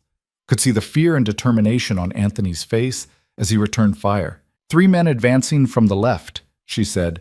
Distance maybe 20 feet from Anthony's position. "Got them." David fired. One of the men dropped. Fired again. A second fell. In the penthouse, everyone froze, trying to figure out where the shots came from. Anthony used the confusion, moved to better cover, took down 2 more of Victor's men. "It's working," Megan said. "Keep going." They fell into a rhythm, Megan spotting, calling out targets, David firing with mechanical precision. Each shot bought Anthony a few more seconds, a few more feet of ground. But Victor was adapting. He pulled his men back, had them take cover away from the windows. The shooting gallery closed. "I'm out of targets," David said. "They've moved to the interior." On Megan's scope, she could see Anthony assessing the situation, could see him making a decision. He looked toward his team, down to just 2 men now, and said something. Then he stood, dropped his empty rifle, and walked toward Victor's position with his hands slightly raised. "What is he doing?" Megan whispered. "He's surrendering, trying to end it without more bloodshed." David's voice was grim. "Or he's got a plan. Hard to tell with him." Megan watched as Anthony approached Victor. The 2 men faced each other across the penthouse, surrounded by dead and dying. She wished desperately she could hear what they were saying. Anthony spoke. Victor responded, weapons still raised, back and forth, negotiating. Then Victor lowered his gun slightly. "He's getting through," Megan said. "He's actually getting through to him." But then one of Victor's men, young, twitchy, raised his weapon, aimed at Anthony's back. "No!" Megan screamed. Even though they couldn't hear her, David was already firing. The shot took the young man in the shoulder, spinning him around, but his finger was already on the trigger. His weapon discharged wild. The bullet caught Victor in the chest. Everything stopped. Victor looked down at the blood blooming across his shirt, surprised. Then his legs gave out, and he collapsed. The penthouse erupted into chaos. Victor's men, seeing their leader fall, opened fire on each other in confusion and panic. Anthony dropped, rolled behind cover as bullets flew. "We need to get down there," Megan said. "Now!" They ran. Back down the stairs, across the street. David was on his radio, calling for medical, calling for backup. But Megan's focus was singular, getting to Anthony, making sure he was alive. They reached the warehouse just as Marco's team finally broke through to the penthouse. The fighting was over. Victor's men had either fled or surrendered. The complex was secure. Megan took the stairs 2 at a time, ignoring the pain in her shoulder, ignoring David's shouts to slow down. She burst into the penthouse to find Anthony kneeling beside Victor's body, checking for a pulse. "Anthony." He looked up, and the relief that flooded his face was almost painful to witness. Then it shifted to anger. "What the hell are you doing here? I told you to stay." "I saved your life." "You're welcome." Megan crossed to him, grabbed his face in her hands. "Are you hurt?" "No, I'm fine, but you shouldn't be here. It's not safe." "It's over. Look around. It's over." Anthony stood, pulled her against him, held her so tight she could barely breathe. "You were supposed to stay put. You were supposed to be safe." "I was safer here with you than I would have been anywhere else." Megan pulled back enough to look at him. "Is he dead?" "Victor?" Anthony glanced down at the body. "Yes. One of his own men shot him, but yes, he's gone." "Then it's really over." "Yeah, it's really over." Around them, Anthony's people were securing the building, tending to wounded, cataloging the aftermath. Marco approached, blood on his face, but walking. "Boss, we got problems. Vincent took a round to the leg. He's headed to the clinic. We lost 4 total, 6 more injured." 4 dead, 6 injured. The cost of ending this war. Anthony's expression was heavy with it. "Get everyone medical attention, set up security perimeter, and get someone to deal with—" He gestured to Victor's body. "Make sure it's respectful. Whatever else he was, he deserves that." Marco nodded and moved off. Anthony turned back to Megan. "We should go. Get you checked out. Make sure you didn't tear your stitches running around playing hero." "I wasn't playing. I was being a hero. There's a difference." Despite everything, Anthony smiled. "Yeah, you were. My hero." They left the warehouse together, stepping out into the night air. Emergency vehicles were arriving, along with police that Anthony's people must have arranged. It would be handled quietly, swept under the rug the way these things always were in his world. Megan leaned against Anthony as they walked to the SUV. Exhaustion was crashing over her in waves, the adrenaline finally wearing off. "Take me home," she said. Then realized she didn't know where home was anymore. Her apartment wasn't safe. The mansion was destroyed. She was adrift. "I've got a place," Anthony said, reading her mind. "Smaller, downtown, Secure but normal. Actual neighbors, coffee shop on the corner. More your speed. You bought a normal apartment? 6 months ago. Been fixing it up. Thought maybe someday, if I got through all this, I might want to try living like a regular person. He helped her into the vehicle. Seemed like a nice dream. And now? Now, maybe it's not just a dream. They drove through the city, leaving the warehouse district behind. Megan watched the lights blur past, processing everything that had happened. Victor was dead. The threat was gone. She and Anthony had survived. Now came the hard part, figuring out what came next. The apartment was in a converted warehouse in a neighborhood Megan actually recognized. Trendy, gentrified, full of young professionals and coffee shops. The building had security, but the subtle kind, not the fortress-like setup of the estate. Anthony's unit was on the top floor. Open concept, industrial chic, floor-to-ceiling windows overlooking the river. It was beautiful and surprisingly normal, like he'd actually tried to imagine what a regular life might look like. "I like it," Megan said, moving to the windows. "Yeah?" Anthony came up behind her, wrapped his arms carefully around her waist. "I was hoping you would." "Were you planning to bring me here before all this happened?" "I don't know. Maybe. I kept thinking about it, about what I'd say if I ever got the chance to see you again." He rested his chin on her good shoulder. "Never imagined it would happen like this." Megan turned in his arms. "We need to talk about what happens now. For real this time, not in between crises." "I know." Anthony led her to the couch, sat down with her. "I have to rebuild after this. The organization, the operations, it's going to take time and focus. I have a gallery to get back to, a life I left behind." Megan took his hand. "But I don't want that life anymore. Not without you in it." "What are you saying?" "I'm saying I want to try. Really try. Not sneaking around, not pretending we're something we're not. I want to see if we can build something real." Paused. "But I need you to be honest with me. About what you do, where you go, the risks you take. No more protecting me by keeping me in the dark." "That's going to be hard for me." "I know, but it's non-negotiable." Anthony was quiet for a moment. "What about your work? Your mother? Your friends?" "I'll figure it out. Talk to Sarah, explain some of it. Keep working at the gallery if they'll have me back or find something else. Visit my mom regularly." Megan squeezed his hand. "But my home base is here. With you. If you want me." "If I want you?" "Megan, I've wanted you for 8 years. I've never stopped wanting you." "Then we try. We take it slow, figure out how to blend our lives together. You teach me about your world, I'll teach you about mine. We meet in the middle. And when my world gets dark again, because it will. This thing with Victor is over, but there will be other threats, other problems. Then we face them together. You stop trying to shield me from everything, and I stop expecting you to be someone you're not." Megan moved closer. "We're both complicated, damaged people. Maybe that's okay. Maybe that's even good." Anthony pulled her into his lap, careful of her shoulder. "I love you, and I'm terrified of screwing this up." "I love you too, and same. But we're going to screw it up anyway, probably 100 times. The question is whether we're willing to keep trying after." "Yes." The answer was immediate. Always yes. He kissed her then, and it felt different from the desperate kisses before. This one was a promise. A beginning instead of an ending. They stayed like that for a long time, wrapped around each other on the couch, watching the city lights flicker outside the windows. Eventually, exhaustion won.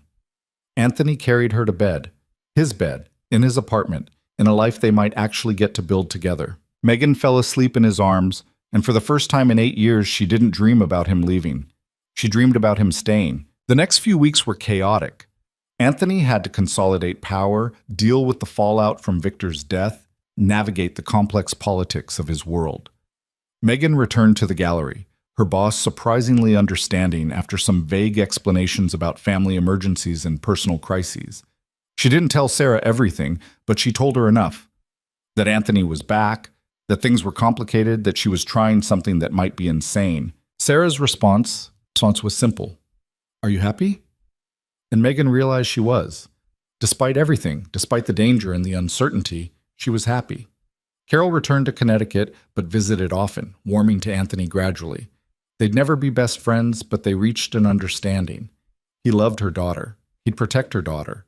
And he was trying, genuinely trying, to be better than what he'd been. 3 months after Victor's death, on a cold February evening, Anthony took Megan to dinner. Not La Colline. That restaurant would always be tainted by how this all started. Somewhere new, quiet, intimate. After the meal, he suggested a walk along the pier. Megan bundled into her coat, took his hand, and they strolled through the winter night. "I've been thinking," Anthony said, "about the future." "Yeah?" "About what I want it to look like, who I want in it." He stopped walking, turned to face her. "I spent 8 years trying to keep you safe by staying away. I don't want to spend the next 8 years doing the same thing while pretending we're together. What do you want instead?" "I want all of it. The messy, complicated, sometimes scary reality of building a life with someone." He pulled a small box from his pocket, and Megan's breath caught. "I want to marry you, Megan Foster. I want to wake up next to you every morning and know that you chose me, chose this, with full knowledge of what it means." He opened the box. The ring inside was beautiful, simple, elegant, nothing ostentatious. Exactly her style. "I bought this 8 years ago," Anthony said quietly. "The week before I left. I was going to propose, ask you to marry me even though I knew it was too soon, too fast. Then I found out about Victor, and I put it in a safe instead." He looked at her. "I've been carrying it around for 3 months now, waiting for the right moment. But I realize there's no perfect moment. There's just now. Us. This." Megan's eyes were burning with tears. "You really bought it 8 years ago?" "I really did. I've always known you were it for me. I just had to wait until I could actually keep you. So ask me. Actually ask me." Anthony got down on one knee right there on the pier, in the cold, with tourists probably watching. "Megan Foster, will you marry me?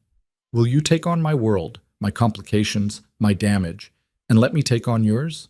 Will you build something real with me?" "Yes." The word came out choked with tears.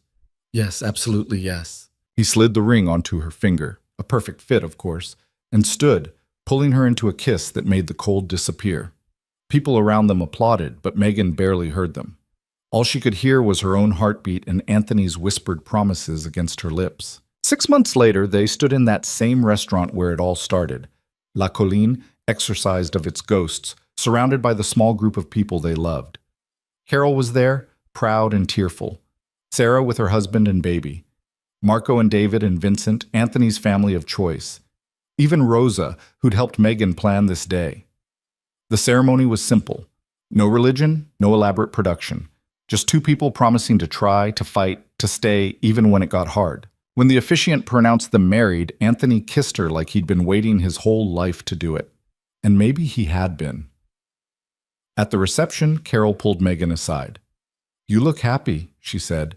"I am happy, terrified, but happy." "Good. That's how it should be. Love should scare you a little, means it matters." Carol hugged her daughter. "Your father would have liked him, would have appreciated a man willing to fight for you. I think Dad would have punched him first, then liked him." Probably true. Later, as the party wound down, Megan and Anthony stood by the windows overlooking the city. His arm was around her waist, her head on his shoulder. Comfortable. Easy.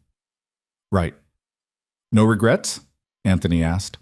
"A few, but none about this. About us." Megan looked up at him. "You?" "Just one. That I wasted 8 years we could have had together. We weren't ready 8 years ago. We are now." "You really believe that?" "I have to. Otherwise, all the pain was for nothing." Megan turned to face him fully. "But I do believe it. I think we had to break to figure out how to be whole. Had to lose each other to understand what we had." Anthony pulled her close. "I love you, Mrs. Rossi. I love you too. Even if you are a dramatic bastard who sends mysterious invitations instead of just calling like a normal person. Where's the fun in normal? There is no fun in normal. That's kind of the point of normal." They laughed, and it felt good. Felt like hope, like future, like all the things they'd almost lost but somehow found again. The party ended. Guests departed. Eventually, it was just the two of them in the quiet restaurant, sitting at the same table where this had all begun. "What are you thinking about?" Megan asked. That this is where I told you the truth, where I dragged you back into my world, where everything changed. Anthony took her hand, played with the wedding ring, now sitting beside the engagement ring. And somehow, impossibly, you're still here. Where else would I be? Safe, happy, living a normal life with someone who doesn't have a body count. Normal's overrated. I tried it. Was miserable. Megan smiled. This is better. Harder. Definitely scarier, but better. Even knowing what you know, what I've done, what I might have to do again? Even knowing. You're not your worst moments, Anthony. You're also the man who bought a ring 8 years ago and kept it even when he thought he'd never get to use it. You're the man who protected me by destroying us both. You're the man who's trying every day to be better than what you were born into. She leaned across the table, kissed him. I see all of you, the darkness and the light, and I choose all of it. They sat there for a while longer talking about small things. Plans for a honeymoon, maybe Europe, maybe just staying home and pretending the rest of the world didn't exist. What to do with the apartment, with the gallery, with the careful balance they were building. Eventually, they stood to leave. Anthony held her coat, helped her into it like she was something precious. They walked out into the night together, hands linked, facing whatever came next as partners instead of protector, and protected. The city lights glittered around them, and Megan thought about that first night. How she'd almost thrown away the invitation. How close she'd come to choosing safety over truth. She was glad she hadn't. Glad she'd walked into that restaurant and demanded answers. Glad she'd chosen the dangerous, complicated man over the easy path. Because sometimes the only way to find yourself is to lose everything you thought you needed. Sometimes you have to break before you can heal. Sometimes love means choosing someone not despite their darkness, but because you see the light they're fighting to find. And sometimes after 8 years of questions and pain and distance, you get a second chance. Not to erase what came before, but to build something new from the ruins. Megan had taken that chance, had gambled everything on a man and a love that should have stayed buried in the past. And as they drove through the city toward their shared apartment, toward their shared life, toward a future that was uncertain, but theirs, she knew she'd made the right choice. Not the safe choice, not the easy choice, but hers. Freely made, fully owned. And in the end, that was all that mattered.